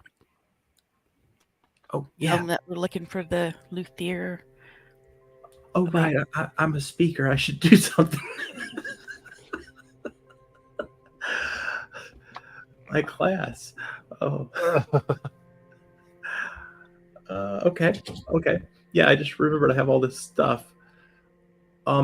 Yeah. Oh, this is perfect. This is perfect. I have spin identity. Oh, yes. Okay. All right. So, I'm going to go up to the lady or the man, whoever's working here. Yeah, you come in here and there's the door rings, and no sooner than it does, you see a tiny woman coming over. She has a big dress around her and just looks at you like, well, looks like you're looking for someone. Good to meet you. My name is Ruth Gilman. I got a lot of things to do, so how can I help you? Well, I'm a piano player back home, and well, my piano's kind of gone. Well, it's some of the strings went bad, and so some of the keys aren't working. And I heard there was a gentleman here who helps fix instruments. Oh yeah, you're talking about Mr. Bales. That's right. That's the one. All right, you got it. Second floor, third on the left. Great. So she'll start walking that way. And so I do have spin identity on here. And so that means basically that I can, for what the purpose of what we're doing is kind of, I think, what it's meant for.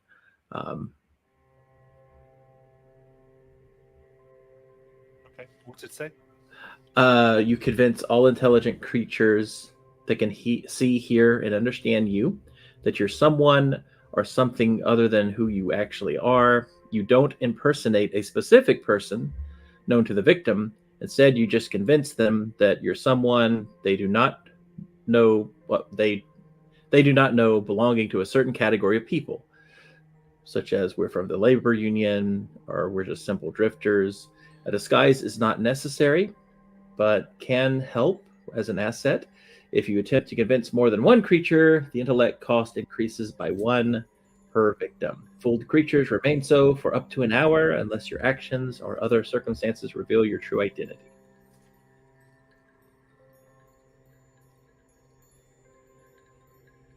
Okay, sounds good. So you kind of have that at the ready, and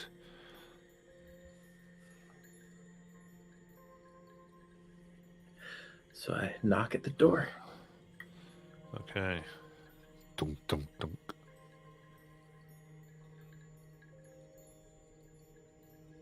As you knock, and wait.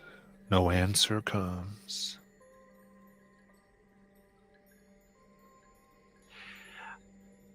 I'm here to speak to a gentleman about a broken instrument.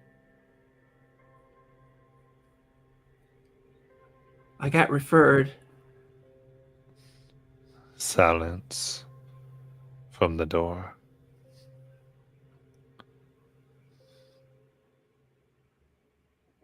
Do I need to roll anything here? Not right now. Okay. I mean, depending on what you want to do. I was just trying to see if I could use money that spin identity to make him think I actually was referred here to talk to him. Not right here. Okay. All right. Should we just Are wait? we in a hallway here? Yeah, so you're up, second floor, and it's a hallway with doors. Is there a window at the end of the hallway? Here's a window out to the side of the house. Okay, I'm gonna go look out the window and see what I see. See if maybe he's there. Well, like outside of the thing, like he left or something. Yeah, like he's maybe getting ready to leave and didn't tell the owner, or Okay. preparing So to go work for someone. you look outside, down on the ground. You don't see him.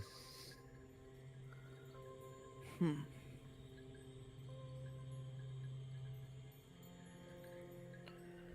Well, I don't see him out here. Should we go hang around out front, see if we see him? Maybe he has gone to get some food or something. Maybe we just try to go in. Why would we go in? See what he has. Right, but we need him. What if he left something behind, like a clue, or maybe he's worshiping some crazy demon and he has a book about it in there. Okay, but shouldn't we take care of him first? Maybe. Potentially, we can learn something about him if we go in. We don't really know what we're doing here. I just want to help Ma and Pa. And if he's not here, I mean, I just know that we're supposed to hurry. Nathaniel will try the door.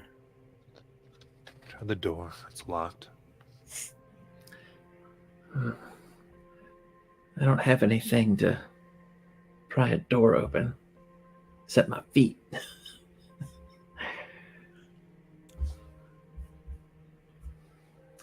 Well, I guess Riley, we're going to have to wait, like you said.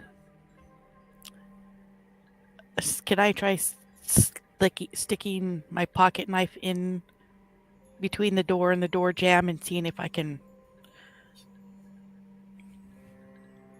Yeah. I think, this would be a might. Okay. Because I don't want to break anything, I'm going to go ahead and put some effort into it.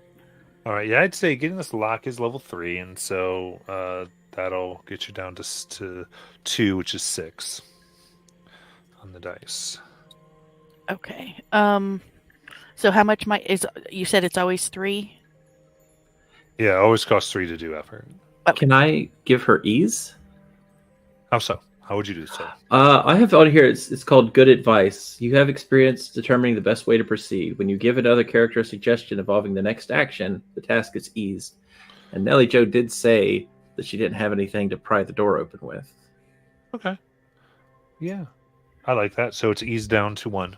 Yeah, and it So just cost me 3. 1 point, but I have an edge, so it doesn't cost me anything. Absolutely.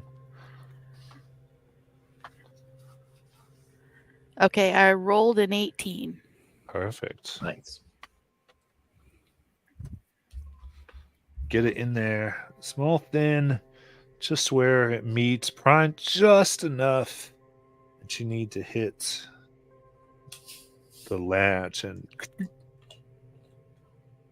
it opens. There you go, And Nathaniel. the air pushes out.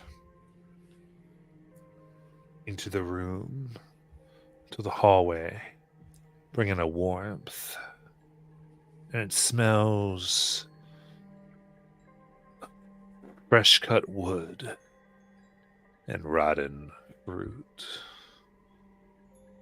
You see a man who you'd assume to be Pollard Bales, curled up on the floor, moaning in pain and shivering as if this room was cold.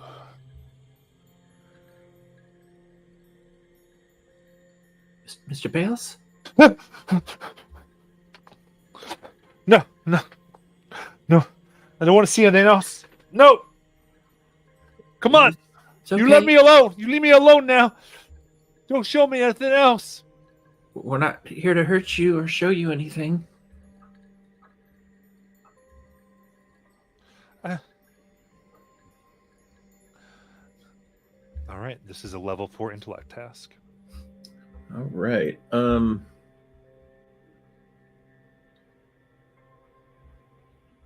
So is this a persuasion check? Probably persuasion, trying to calm him down maybe a little bit. Okay. So I am trained in persuasion. Okay, so that goes down to level 3. All right. So I have an edge in intellect. So I'm going to spend my... Okay, if I spend effort, that means I have to spend 3, right? So that's the edge plus 2 from my pool. Right, so it would be 2 intellect, yeah. Right, so that'll take intellect down to 9. All right, and so the new thing, let me try to figure it out on my own. So that is 3 times 3 is 9, and then brought it down. So that brings it down to 6, is that correct? Yep. Okay. And then because I'm trained, what does that do? Do I get down to... Oh, no, You it had already 4, did. It already did. went It down already to 3. did. It already got and it. then, yeah. Went down to 3, which is 9. And then it went down to 6 when I did that. Yeah. Okay, got it. 7. Oh, God, so close. I'm glad I had that train. Yeah. All right. He goes, starts breathing slightly calmer. You are real.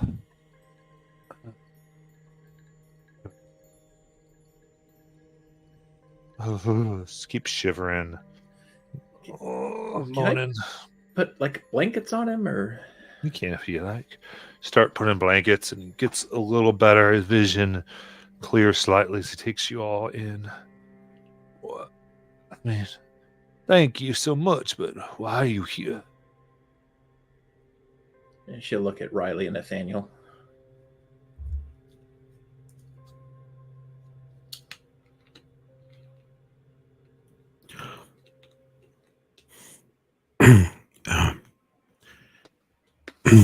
A few days ago,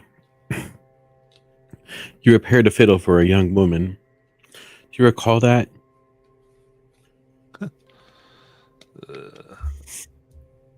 Sure. I do remember. It was an old one, needed a lot of work.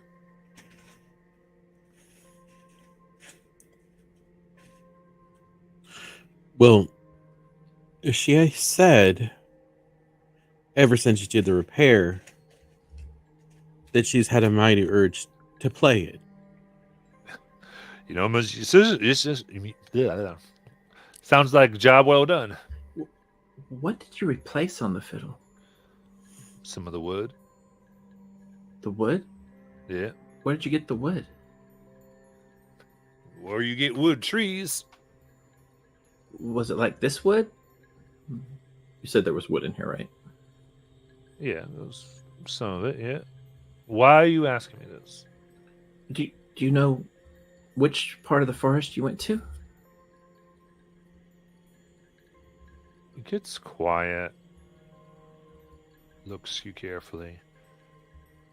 Do you know why you asking me all this? Well, I just heard her play and it was so good. And I just wanted to know where you got wood like that, because my own playing's not as good as hers, and I'm convinced it's because my instrument's not as good. Well, I wouldn't go back there, youngin. I sure ain't. Why It's not? just not a good place. So dangerous, bears, that type of thing. We've seen bears before. Well, Nathaniel's wrestled a bear before. well, if I can't put you off, that ain't none of my business. Then I guess.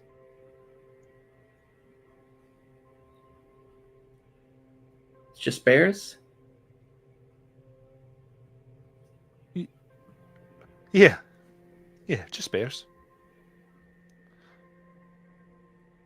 She shoots a look at Riley when he's not looking at her, like.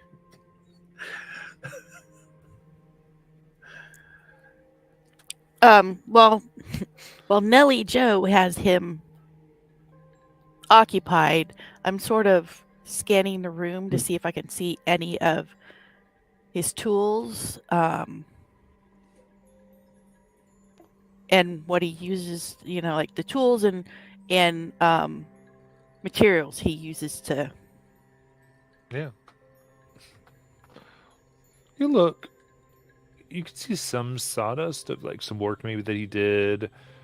And there's strings as well as polish and knives and carving tools and those types of things. Glue.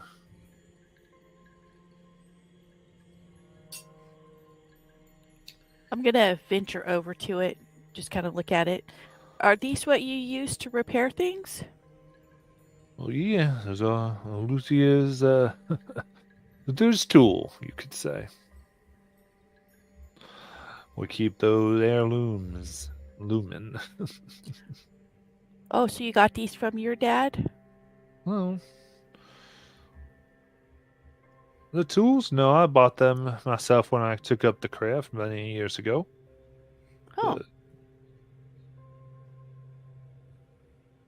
I'm not going to touch them, but I'm going to kind of hover my hand over the area to see if I feel anything odd.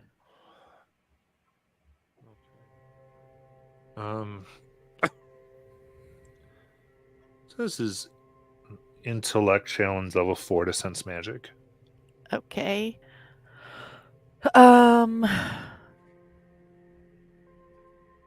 Since I'm trained in all actions involving identifying or using magic, does that help me any? Yeah, so I'd go down to 3. Okay. Then I guess I'll use some effort too. Okay. Spend your intellect, and then that'd be a 6 or higher.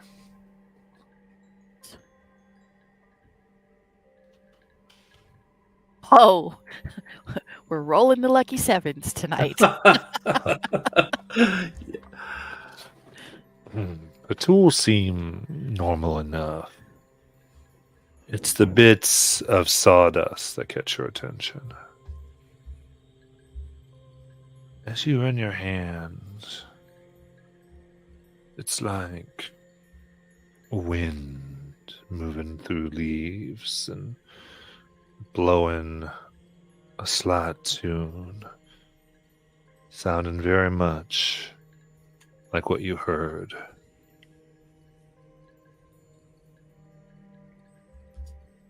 Or play.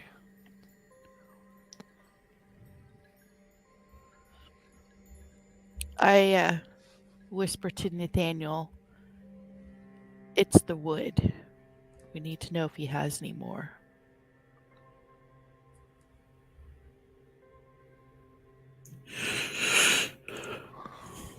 Now, mister, when we came in, you were mumbling about you don't want to see more.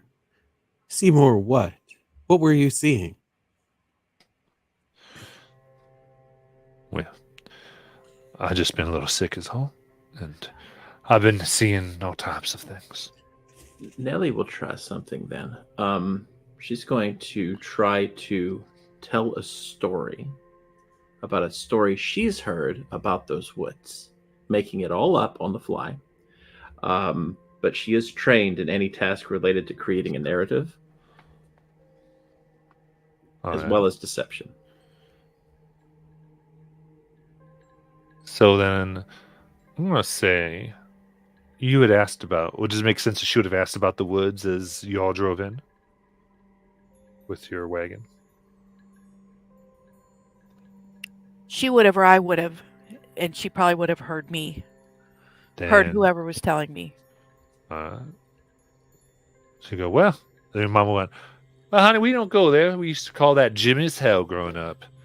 Ain't no one go to Jimmy's Hell. At least not if you want to come back. So the name you get is Jimmy's Hell. Ma, that's a curse word. Well, that place is quite a curse. So just mind it. Don't go there. Don't be sneaking off. Especially you, Riley. Okay. All right. So you begin telling us a tale about Jimmy's Hell? Correct. And kind of like stories about the woods there and the wood itself and how the wood is cursed if people take it. And kind of telling the story in the sense of like trying to pretend like there's nothing actually to worry about, to see if that gets him to share more. Gotcha. Perfect. This being a light task, you're skilled in this. So this would be, at this point, I would say this is because of applying your skill to a level 2, so it'd be level 1, so 3 or higher. Okay, here we go.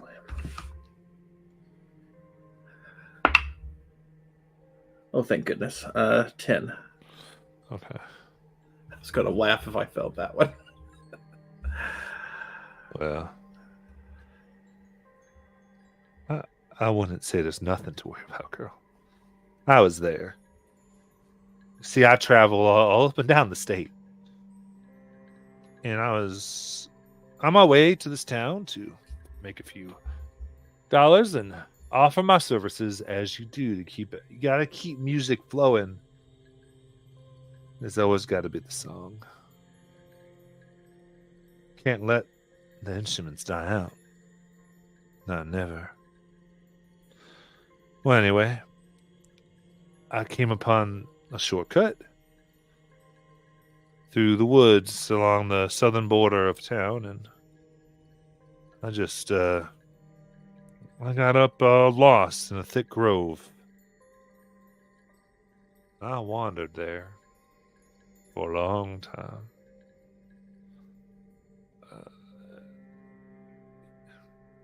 I'm not spinning yarns, girl. I don't know if it was days or weeks or maybe even longer. I thought I was dead. And then I came upon this giant tree.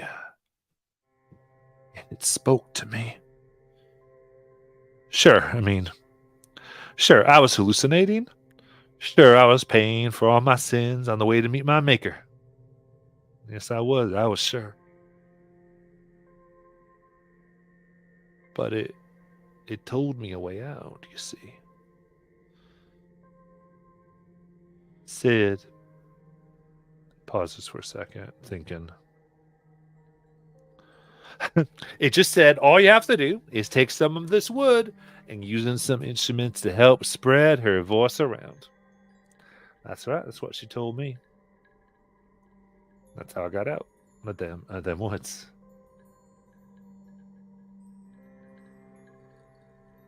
How many instruments have you fixed with this wood?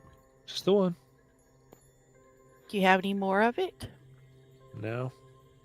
Just give me the one piece. You see. I'd As long as I had use it, right? Yeah. I recommend not taking shortcuts anymore.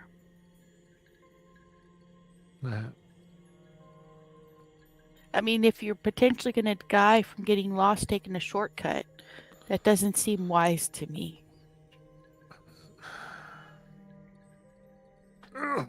of holds his stomach as it gets in pain again. Right.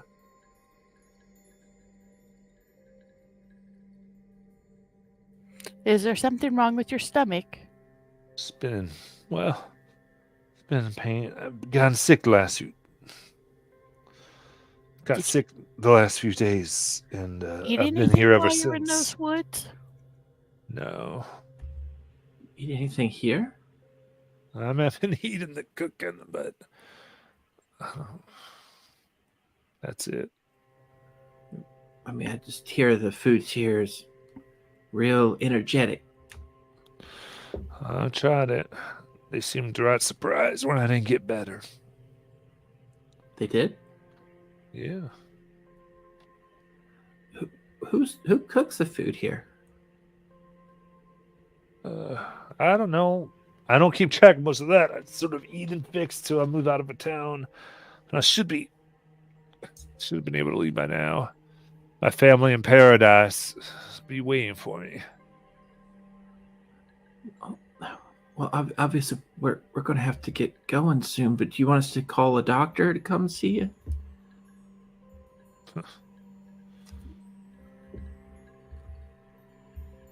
I'll let them know if I need one.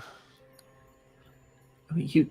No offense, sir, but when we came in, you were on the floor, and I don't want to leave you here if you. Is there a Sorry. way? Can I see if there's a way that I can heal him, or if he's even able to be healed, or if we're gonna have to do something worse to him? I'll say this, Nelly Joe. Why don't you give me an intellect challenge? And if your persuasion, this would be reduced. It's persuasive. Okay. All right. Is this the first one we don't get the number? I'll give it the number. It's 3 right now. Okay. 3 right now.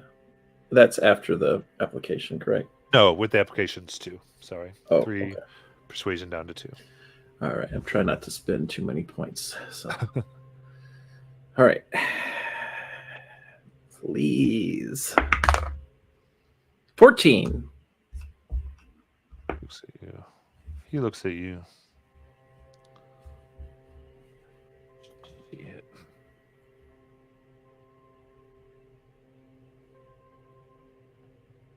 I ain't the nicest or kindest person in this world.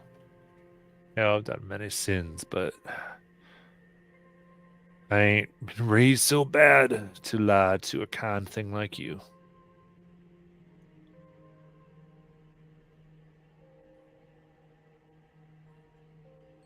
She didn't give me her word.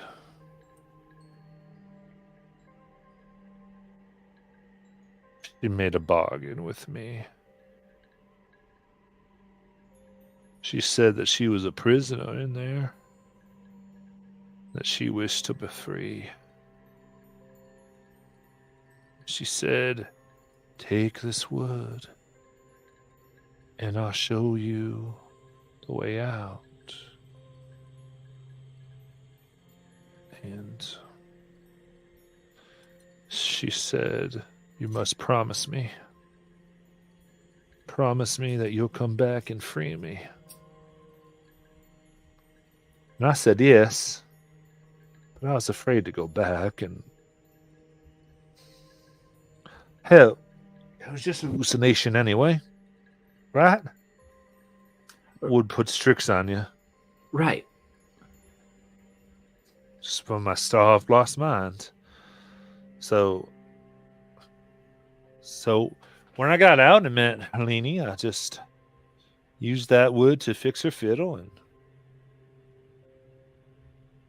well, a little after that's when I started to feel sick and weak.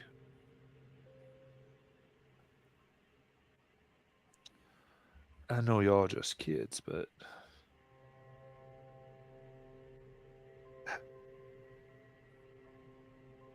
if you really don't think those things are real,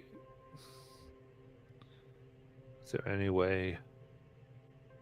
I didn't mean to forgo that bargain, but I can't go back.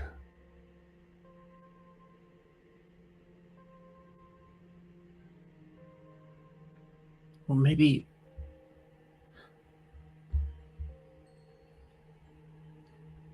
Who knows? I mean, maybe there's a way to undo it.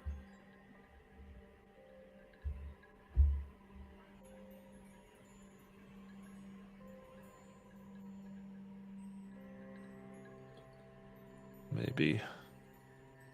Just like in the stories, because usually the hero's journey is, something bad happens right before the climax, and then as soon as it starts happening, everything happens real fast, and then you're heading toward a resolution. Resolution.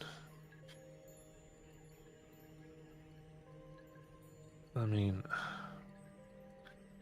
it's up to Nathaniel. Are you at least strapping? You think y'all can find a way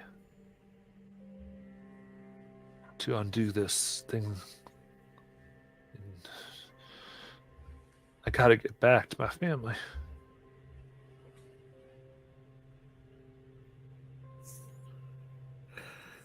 Well, mister, I don't know that we really have a choice not to find a way, as your choices have had rippling effects.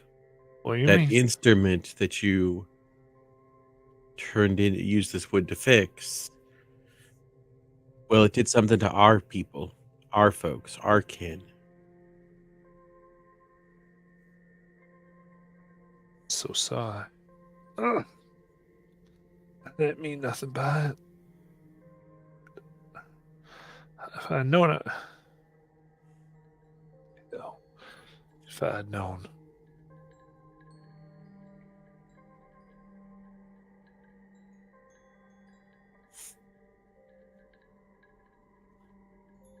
What would you like to do? Nathaniel, what do you think would happen if we destroyed the violin? I don't think it's that easy. I think Granny would have said or done that already if it were that easy. What did she tell you? She told me we had to find him. Did she say And- anything else? Yes, she said we would have to make our own way. So maybe knowing what we know now, I mean, the direction seems to be pointing us toward those woods. I don't think it's the woods that we have to deal with. No? What is it? I think it's something about him. I asked Daniel for I asked Nathaniel for the dagger. I want to see if it has magic properties. If the dagger does. Yes. Okay. He'll hand it over to you. I think with you grab it and you can feel the power thrumming through the dagger.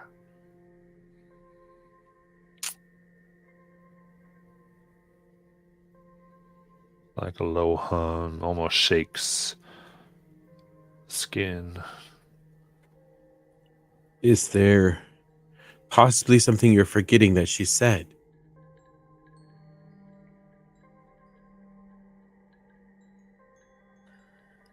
Talking to Pollard? No, us. No. I pulled him aside and kind of whisper, I hate to say this, but I kind of feel like we have to stab him with this. Maybe not necessarily kill him.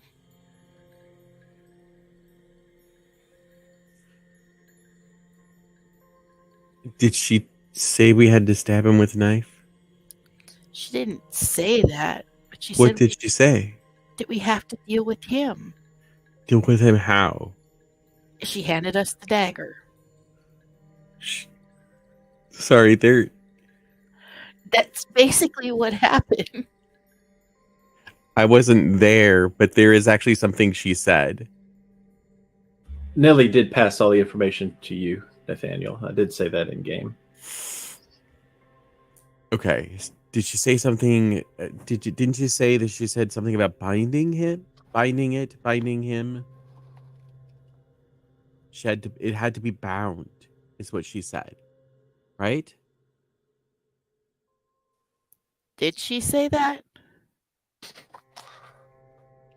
I don't remember that. Yeah, I would say I think with the inclination you got, it was more of your trail starts with this man, and as far as find your own path, you're sort of like you got to figure out from there.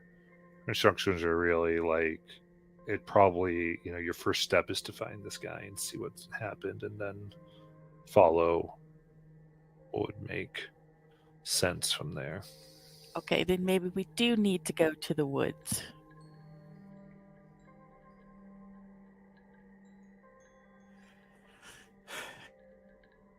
I definitely think it's something about this tree. Well, yeah, if it's talking to him.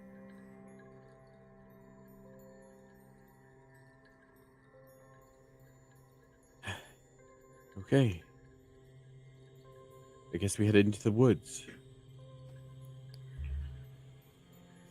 Is there a store in town? Like, Yes. do we need anything before we go out there? I have a flashlight. Yeah. And If you'd be able to talk to the people, they'd just go, "Oh yeah, Lenny's mom. She runs the general store. Getty May. She got most things. Jenny May or Gilly May? Giddy. Giddy May. I have a tent. I don't know why we'd need that. I don't think it's going to be that long a trip, but He If we did get say bored- that he was in there. He thinks maybe for days, weeks, or longer. if we get bored, I got a Ouija board. Mr. Basil, can you stay here till we get back? I hate to delay you from your family, but I think we need you to stay here. Oh, it ain't gonna be a problem. I can't travel like this. Okay.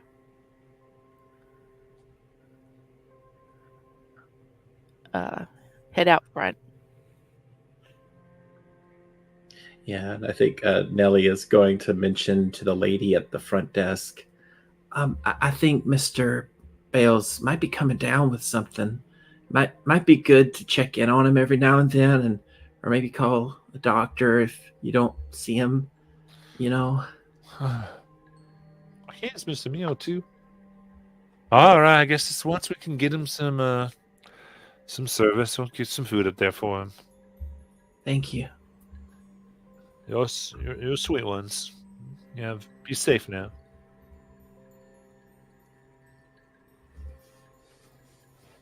I'm going to put on my sturdy shoes since we're going to be traipsing around in the woods. Mm-hmm. Yeah, what's the weather like up here in the mountains of West Virginia? Yeah, what Oh, time of cold? year is it? It's end of summer right now, so it's hot, and of course it's nighttime right now. Oh, I was thinking daytime for some reason. Most of the day. All right. Pull out my flashlight. Yeah, me too. I've got a tent with me. Yeah. And we'll say for this few, just because I don't want to drag it down. If you want, you can try to. If you need anything from the general store, go ahead. If you have the money for it, or the items that you haven't taken yet. I was only asking to see if we needed like winter clothes or something, but it sounds like it's hot. And Yeah. maybe food. Do we have any food? I mean, I have, but assuming we have all of our stuff, then I might travel pack, which is 3 days of rations for one person. Maybe get some cans or Get something. some more, yeah. So I think we'll pick up some canned foods, some Alright. clean water. Wait, there's probably a lake out there. Trying not to. Yeah, but do do you too trust much. it in those woods? I mean, we grew up in the woods. Yeah, but we're not talking about the woods that we grew up in. Y'all do remember that I'm a ranger in the forest and I can find us what we need? Oh, that's a good point. I didn't mean to insult you, Nathaniel. No, it's all right. I know that sometimes big brothers seem mighty useless. No, it's just I keep forgetting you're a park ranger. I always think of you as my brother instead of a park ranger. That's understandable. I was your brother first. Park ranger came later.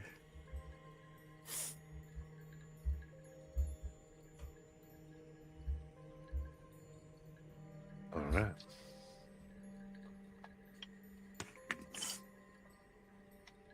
In that case, Matches. We get matches. I just remembered we're gonna have fires out here. So all right. So you get some matches. Anything else? and canned food. Canned That's about it. foods, just some food stuff to go to. Very cool. All right. Do you have like a you all have like $1 or something to pay for this, or I assumed we did. I still have some one expensive and one moderate thing left. So I have a couple of inexpensive things I haven't done, so I could do that. I would So say I- an inexpensive thing to hook you up if you want. Would Yep. you have Nelly? Well, I was just gonna say, I think I keep thinking of it as Call of Cthulhu, and with Call of Cthulhu, usually you're given like a price limit per day that you can spend money on. So that's why I'm not even thinking about it, and I was just thinking about getting a couple of small things there, but I don't really know how this game does it. Yeah, I mean, you could probably get a few inexpensive. Like generally, there is like some equipment is like dollars and stuff. So some starting equipment can be money. So that's what I was asking. So it is more like money that you'd have to have. But with the inexpensive, we're good. So Okay. I'll say with bio characters expenditure, you have some supplies to go out. That's fine.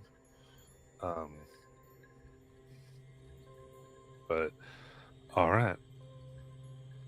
So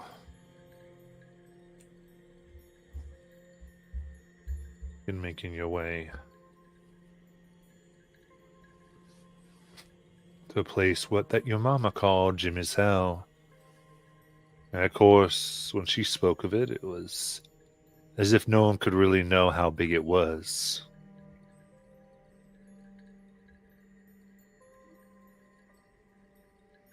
But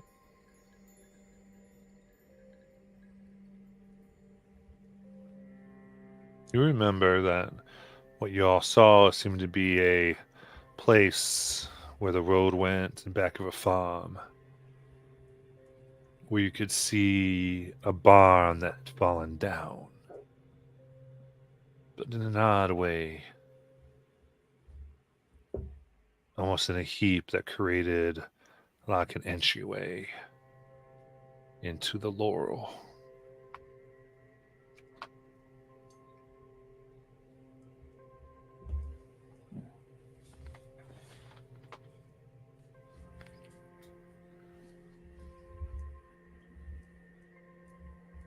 And so you go in. before we go in, Yep. I'm gonna take my 50 feet of rope, and I'm gonna tie each of us to it so that we don't get separated.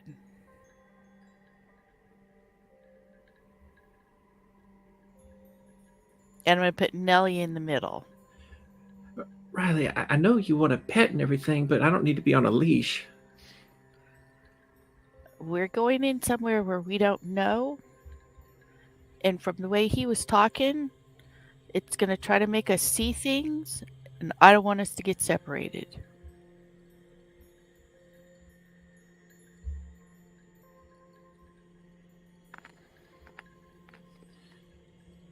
Yes, Granny Riley. I stick my tongue out at her.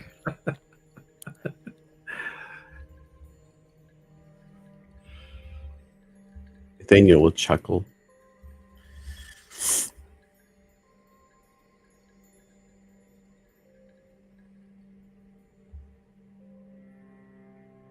Well, he gets the lead, so Yeah. Yeah, that would probably be a good idea. Yeah. I do have wilderness navigation. That helps. I definitely don't think we want you in the back. All right. Well, as you just enter in, right before you would lose sight of the barn, there's a path that forks, well, after only a few feet, with a way going right and a way going to your left.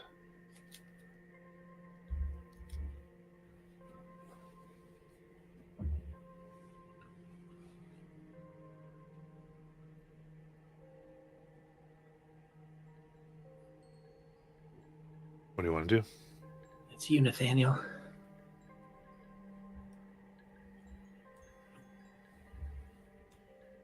Can I tell if one seems to lead further into the woods? Or do they both kind of?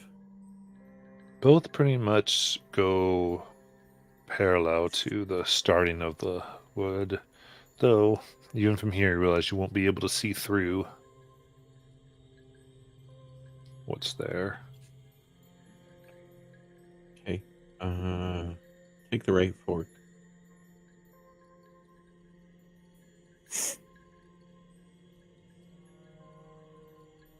You journey on through, and it goes far. Your lights trying to find places, moving around.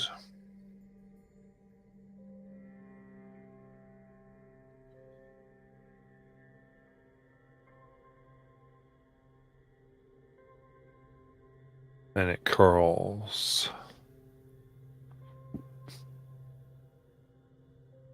Almost making, it seems like a natural spiral shape. Strange.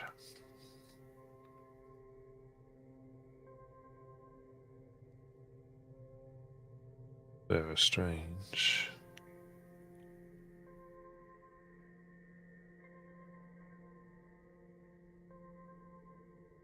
Nathaniel, as you're leading, I need you to give me a perception challenge.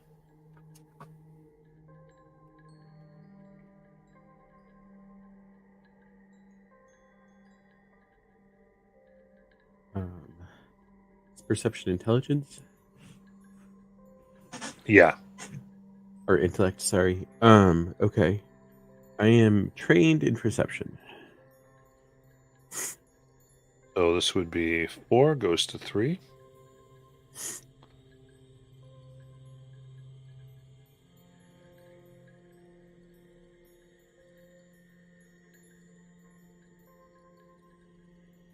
Goes to 12 or higher right now.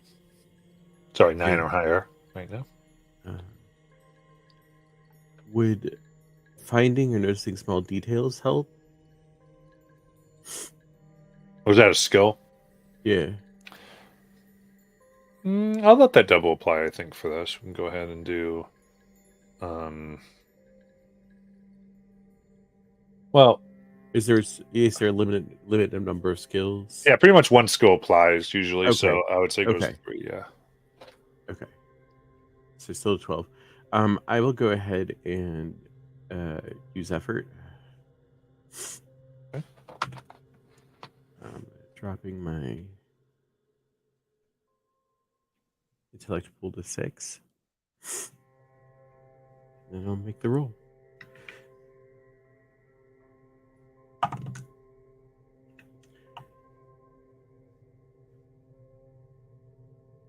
I got an 8. Okay.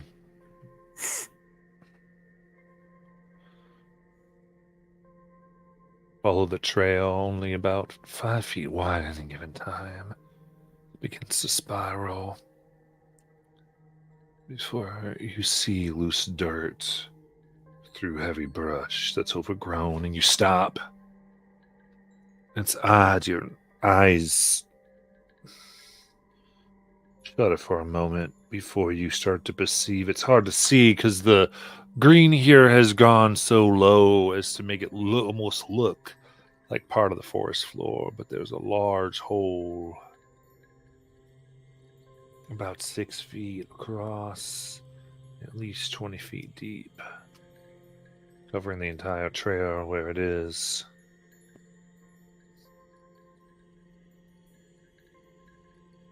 You look down and you can see bones of animals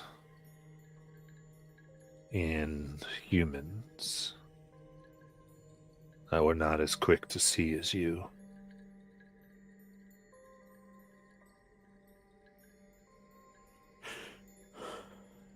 Looks like there's a pit trap there. And I'll guide them around it.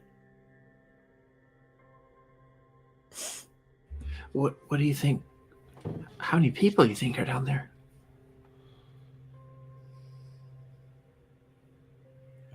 I don't know.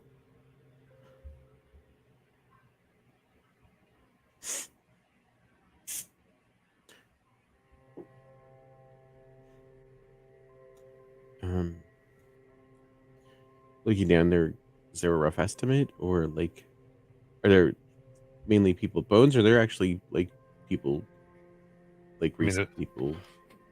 You just see bones really now. Meta bones. You can see possessions that were down there. You see something shiny as well as a few other things that have just been laid to rest along with their former owners. Matt, Mhm. I have a question. So when it comes to getting back our, for instance, intellect, is that what a recovery roll is for? Yeah, any of your points. And so any of the points. So what is it? Is it like a 10-minute short rest? Is like, for lack of a better word, does that mean like no activity whatsoever in order to do the 10-minute one? 10 minutes sitting or whatever, yeah. Okay, so I could go ahead and use the action one to regain some of them then, correct? Yeah, they're so all of them, no matter what one you choose, all of them are 1d6 plus 1. Right. They right. all really mean And the same thing, but they- you can use any of those time periods. So do they reset at certain intervals? They kind of reset at when you're kind of done with the action tension, like basically end of like a Okay. story, so to speak. Okay, so I'll wait then to use that. All right. I don't want to waste the action one. But I mean, walking here or whatever, if you wanted to use the 10-minute, I'm okay Sure. with that. Okay. Honestly, you can even use the hour if you'd rather do that. Okay. Like it took a while. Like I'm okay with the hour. All right. I get. I roll a 1. So 2. So the pools are also like our hit die, right? Hit points, yeah, basically. So if as we spend them, it doesn't go against our maximum, it goes against our current. Is that right? Yes. Okay. So probably being at 6 at an intellect track, probably not super great.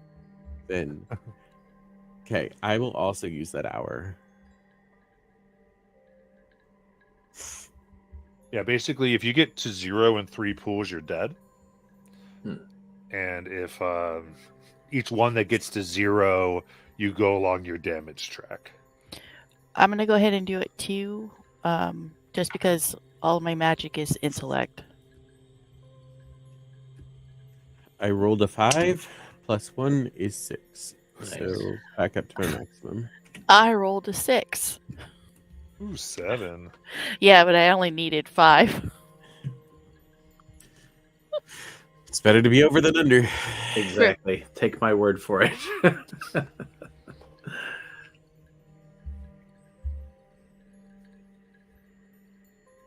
All right. So if you just want to get around here, it is a might challenge. Because it's so big and it takes up so much of the wood, you know, like this is a very thick laurel, so you'd have to like cut a path if you wanted to get around here. If you're just trying to like get over it somehow, this would be a hard thing to do. So it's level 4. Now remember that especially for something like this, having equipment you can use as assets that can also make it a little lower depending on what you want to do, or if you wanted to, grab tree branches or something, make a bridge or whatever. Like, there's things you can do to help lower things. So, since we're all tied together by that rope, could that be considered an asset? Probably when one person gets over. Okay. So then I have skilled at balancing. Would that potentially help? Yes. Okay.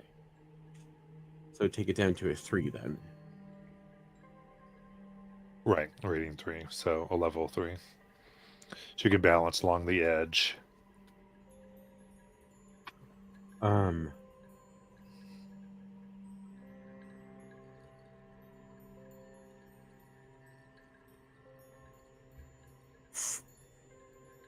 So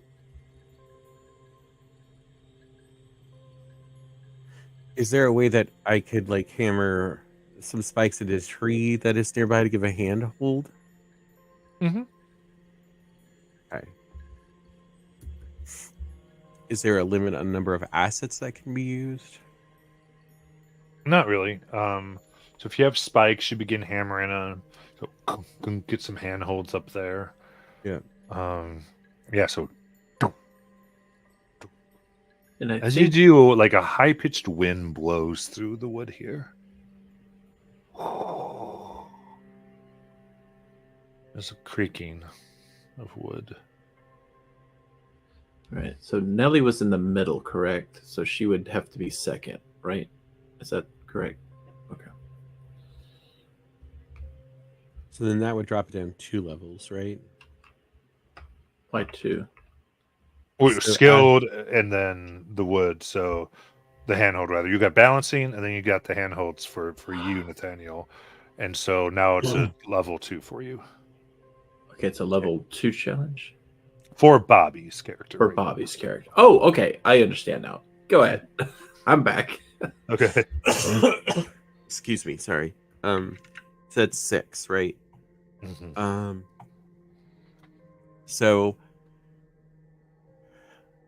I'm also going to use effort. I have an edge in might, so this will cost me 2 from my pool instead of 3, right? Mm-hmm. Okay. So it's a 3 or higher. 11. All right. Then safely tugging on those spikes, you're able to get to the other side. Of course, now they would have to go next. Because of the rope and the iron spikes, that's 2 assets to this. So it's level 2. Level 2. Could you describe what this looks like for me so I can picture it in my head real quick? You look down and you see a 20-foot hole. It's a 6-foot wide hole. So it covers the whole path before the thick wood. So you kind of just can get your feet on maybe a few roots that go down as you're hanging on to these iron hole spikes that have been driven through as Riley and Nathaniel hold the rope taut to kind of give you some more support. Okay, so just so I understand, so I'm like pressed up against, or am I trying to like balance beam my way across a branch here? Like you're trying to go from root to root balancing and trying to hold on to this pike to give you like that stability. Okay. All right. Could Nellie try to make a story out of this? So basically, what I'm asking is, can she do something of the sort like this, where she's like narrating herself as a character in a book? Is this a special ability you're trying to figure out, or is it a skill? It's a okay, it's a skill. It says that any task related to creating a narrative I'm trained in. Hmm. It's kind of the Wendy Darling skill. Any task. In other words, the I- way. Yeah.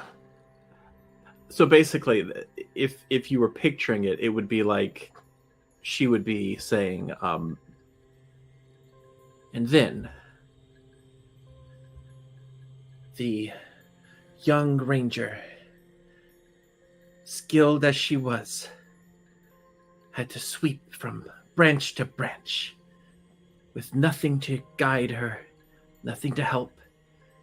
Beneath her, the waves of the ocean crashing against hard rocks. As she took each step, hearing the faint cries of the distant sailors who were drowning beneath her, and just something like that. Mm-hmm. I think strictly no, but I love it. And I think it's going with our game and our story. So you may go down to 3 or higher. Okay, all right. Fair enough. Because anyone who knows Cypher goes, what the hell? Like, Well, it says this is trade our in game. anything related to making a narrative. So I know. So we haven't gone over a lot of this because I just right. technically, skills are related to certain pools, and so that's likely more intellect than might. Okay. But yeah, that's bad. That's valid. I don't have to use it. I was just I'll just do the 6. I'm learning the system. I'll do this because I think this is less of a deal. If you wanted to, I would allow you to kind of use that little thing to spend something out of your intellect pool for effort instead of your might pool. Oh, okay.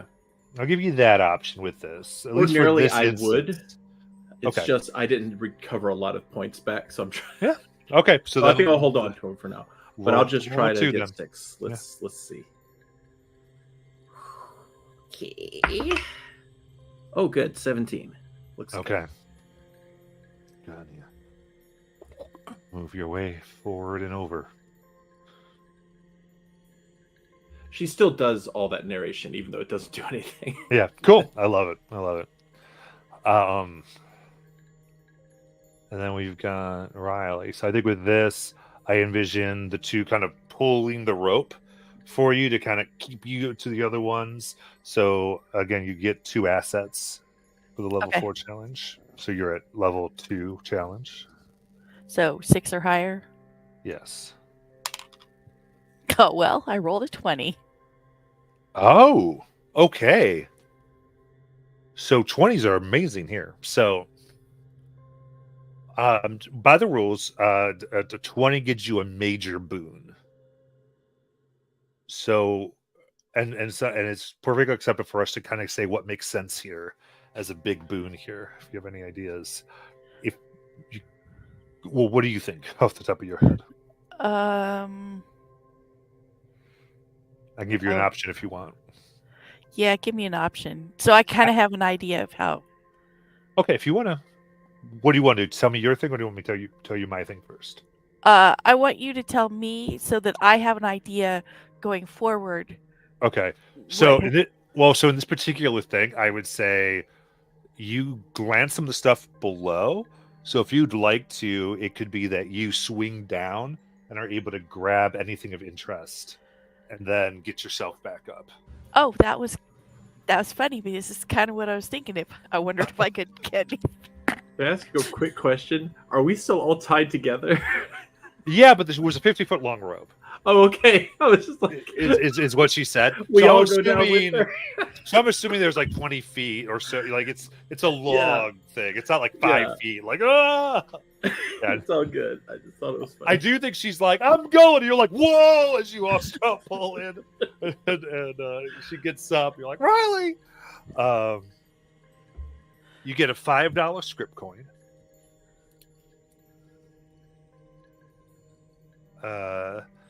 And so, like back in the mining town, almost mining town that's owned by that coal mining company, you could spend that. Okay. As well as you find this little bag. And what I'll tell you is this is a cipher that you find down there. However, you're all at your limits. So you got to decide if you might drop a cipher, or this is why you want to use ciphers, by the way. Well, I've been trying to figure out how to use one, and I haven't had an opportunity yet. That's okay. But this is a charm of protection. Which I'll give you a quick thing of what that does here in a moment.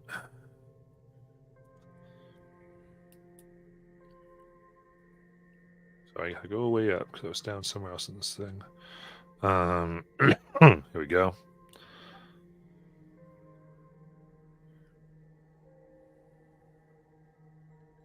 If I could know my alphabet. I think people change it around. I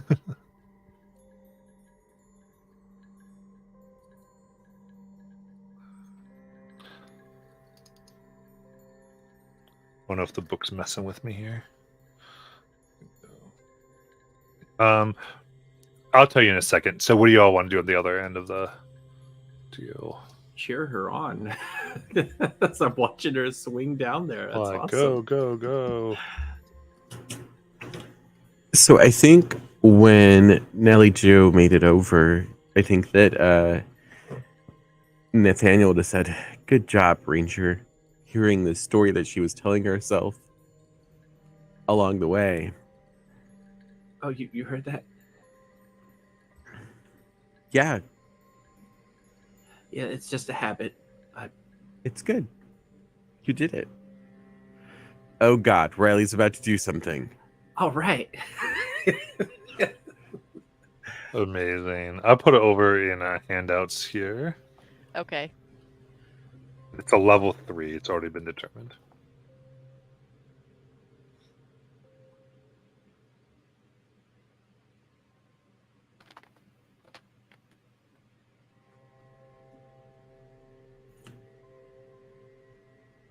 Riley, you were lucky Mama wasn't here to see you do that.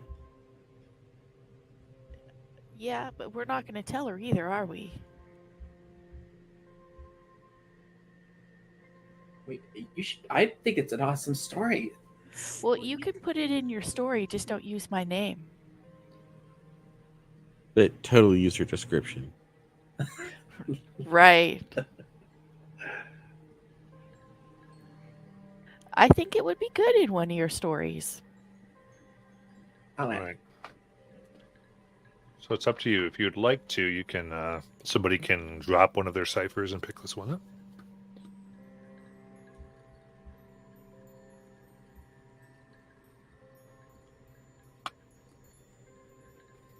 Riley, are you doing that? Well, I was kind of thinking that maybe Nathaniel ought to use it. Not necessarily today, but I can definitely drop something because I have a level 1 one on here that I can get rid of. Yeah, though, given the nature of this, if you wanted to, someone could use it just right now, and would because it lasts for a week. yeah, I think Nathaniel should use it. Unless, I mean, I'm good anyway. So, I didn't even read what it does, but I'm pretty sure I'm good either way. It's a protection charm. Okay.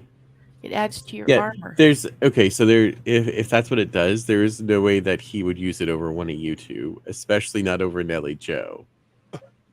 Does it protect all 3 of us? No, just one. Oh. Then I'll pin it to Nellie Jo, since Nathaniel refuses to use it. What? He's a big brother. All right. So she will. Yeah, she'll. I guess she'll go ahead and use it then. For now, Okay. because I'm trained without armor, but I don't have anything for armor. So what would that do? Would that even be useful for me? Yeah, you get Yeah. +1 armor. Oh, okay, cool. Although I just read the bottom part. What's the bottom part? The recovery rolls are at -1 penalty. So it's basically just not without the +1. Yeah. All right. So you tie it into the hem of your dress. What's left and of it? You feel this is so it's this little, you screw the bone into this little possum bone.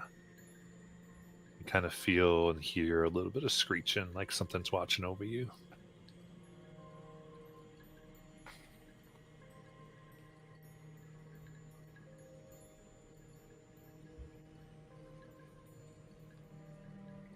Wow, that was exciting.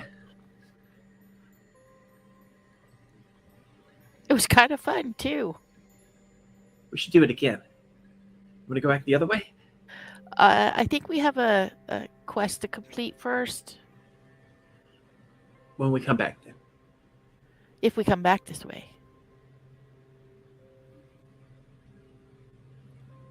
All right. And you push forward. It's been some time now here. Still mid in the night. It's getting late. It's up to you if you want to try to camp or see where you can get to. Might be beneficial to camp if there's a nice clear area here. There's no clear areas. There's just the paths. All right. Nathaniel, do you think this would be a good place to set up a tent?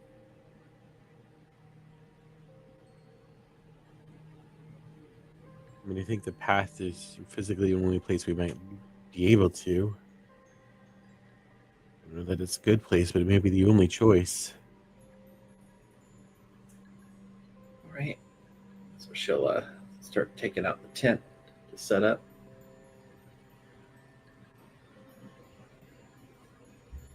All right. I should probably check to see if this fits all of us, shouldn't I? Because I forgot. Wait, hold on. I think it's a 2-person tent. It's 2-person. Well, Nellie Joe's small with that hindrance. Oh. I'll give it to you. Okay.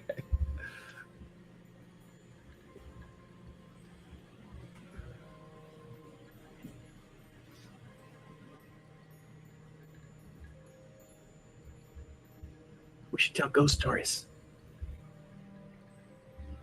No, we should be going to sleep. I have a Ouija board.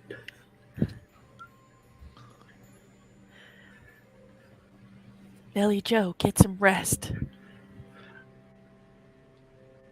Fine. Amazing. So,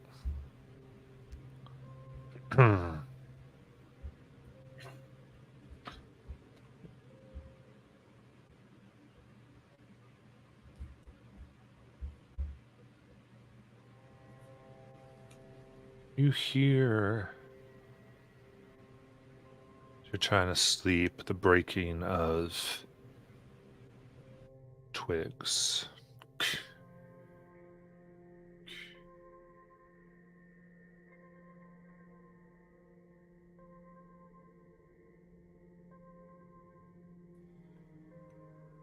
Nathaniel, do you hear that?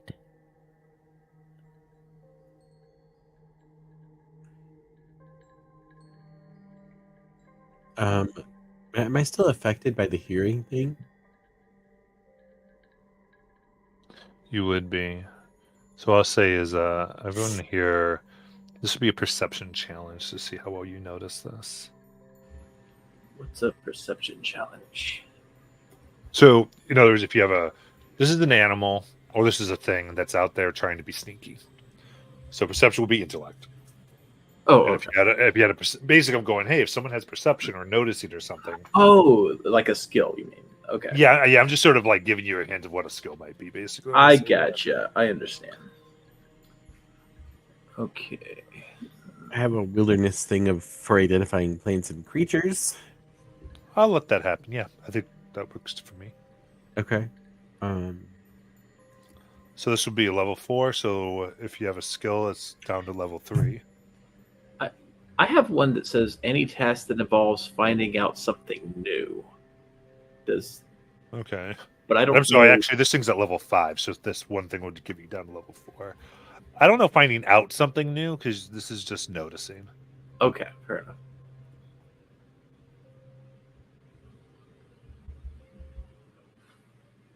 All right. So with a skill, 2 of you are at 12 or higher, and I think Riley's still at 15 or higher.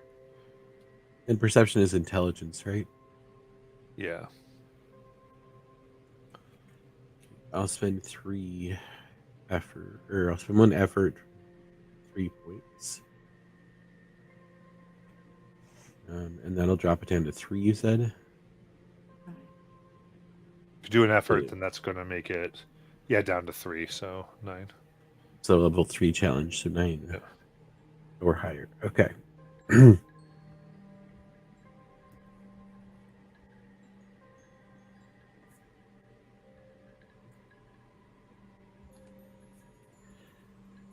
All right. I guess I'm going to try rolling.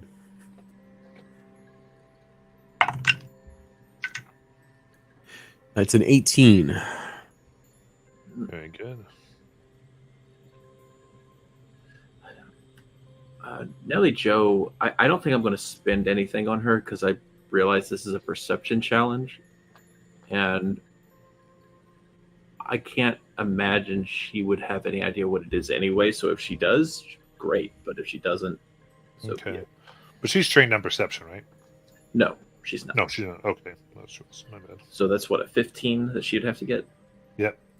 All right. I do not get it. I get a 10. Okay. I'm not even going to try because I don't have anything that's going to help me. Unfortunately, you have to try. Oh, Because okay. I got to see if you roll a 1. I rolled a 14. Okay.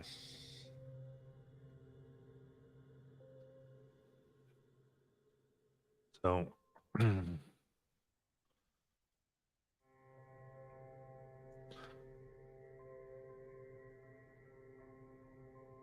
Nathaniel, you feel the breath and slight guttural purr of a cougar.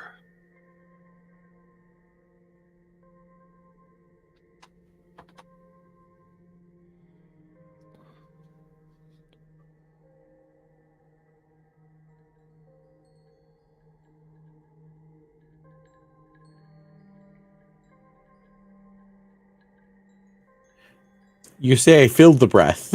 Is it that close? Yeah. Okay. In the tent with us, huh? Well, you feel it like you see you feel in your hand is really close sniffing the tent coming through. And you, even with your hearing, you can hear the purr, sniffing. What do you want to do?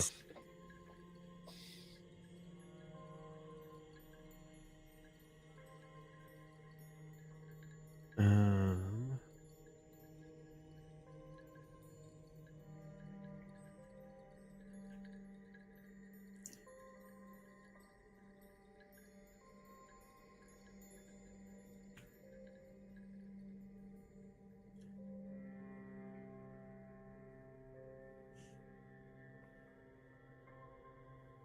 so you said sniffing by my hand, right? Around the tent. Oh, around the tent. Okay. Um,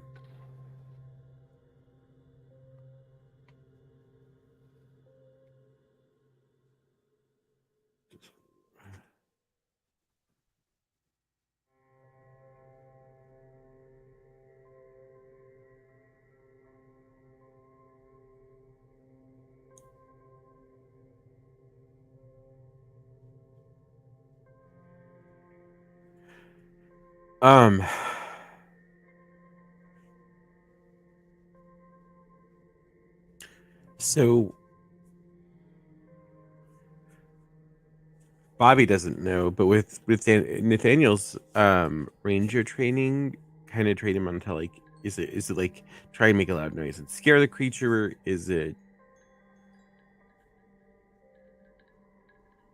No matter what you do here, if you're trying to get it away, Uh-huh. It's going to be a level 4 challenge. Level 4 challenge. Okay. So I think if you want to say your ranger training tells you this, I'll smack anyone who fact checks us. I don't care. Like Okay. it's really the whatever seems to work. And also, those advices change every couple of years anyway, so it's a knife Yeah. and blade. So So I grabbed 2 sticks and I slapped. Oh wait, sorry, that's a different thing. Yeah. So, he wants to try and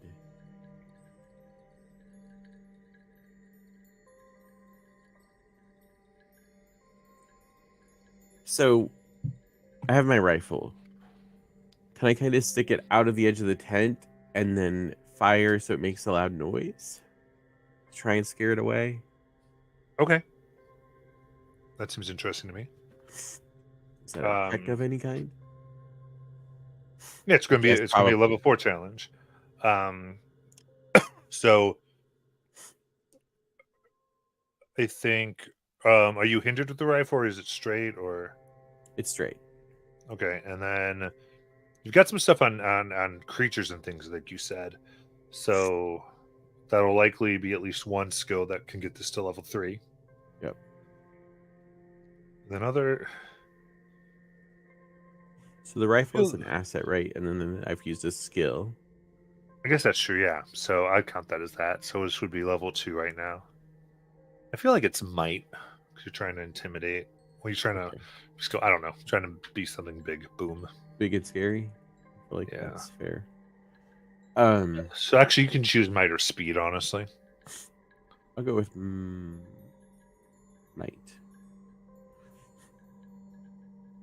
And so we've dropped it down from 4 to 2, right? Which is a D6 roll. Yeah, so if you do Or not a D6, 6. a typically. 6, yeah. If you would do effort here, it would go level 1. It's up to you. Okay. I will.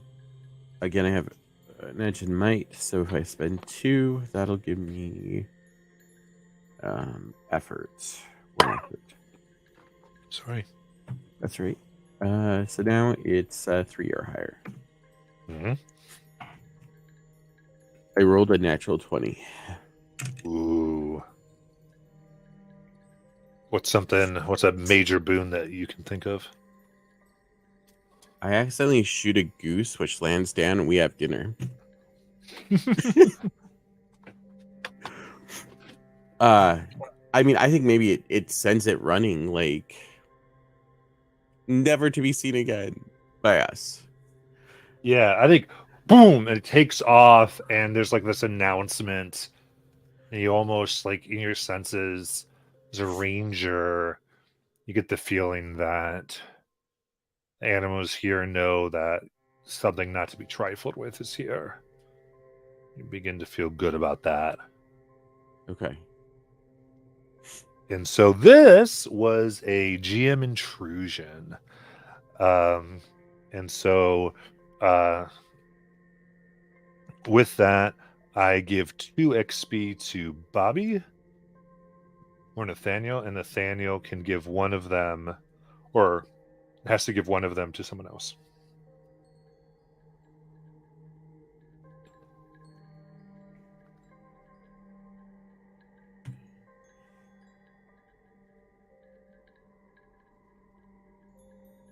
I will go ahead and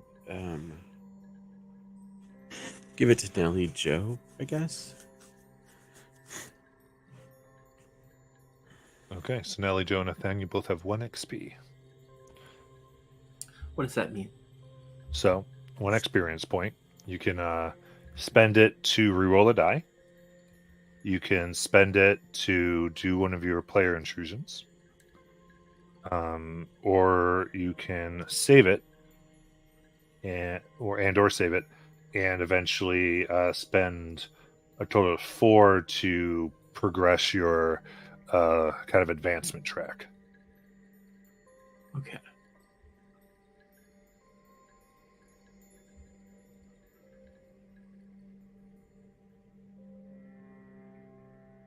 You don't have to decide now. Do you remember when we did the session 0 and there were certain things we did about connections, and they came with things. I can't seem to find that information anywhere for some reason. It should be in your focus.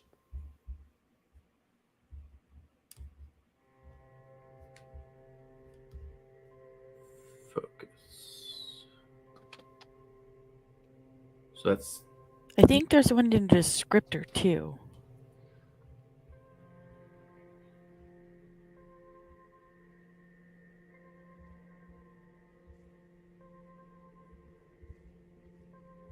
I'm only asking because I could have sworn it said something about XP. So I'll look for it. But Trying to find something here so we can find it for you. connections. Here we go.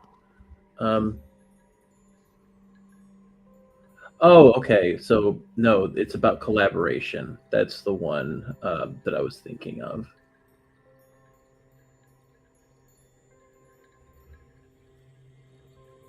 And I think I had that with Nathaniel. I can't even remember because it's not on here anymore. I guess it did not save. Oh well. But that has nothing to do with this anyway. Okay. Is collaboration when we're working on the same thing? It gives a Correct. We get a plus plus one to the die roll. and I can't remember who I gave it to. I think it was you, but I wrote it down and it did not save because I've had so many problems saving this sheet. So I honestly don't remember. All right. We want to make it you. We can make it. I mean, if we make it Nathaniel, we can make it Nathaniel. I think that's good.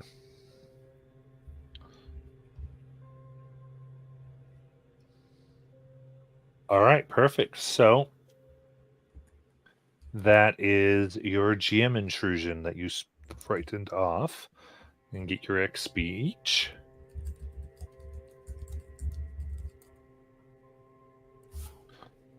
And you're able to take the night.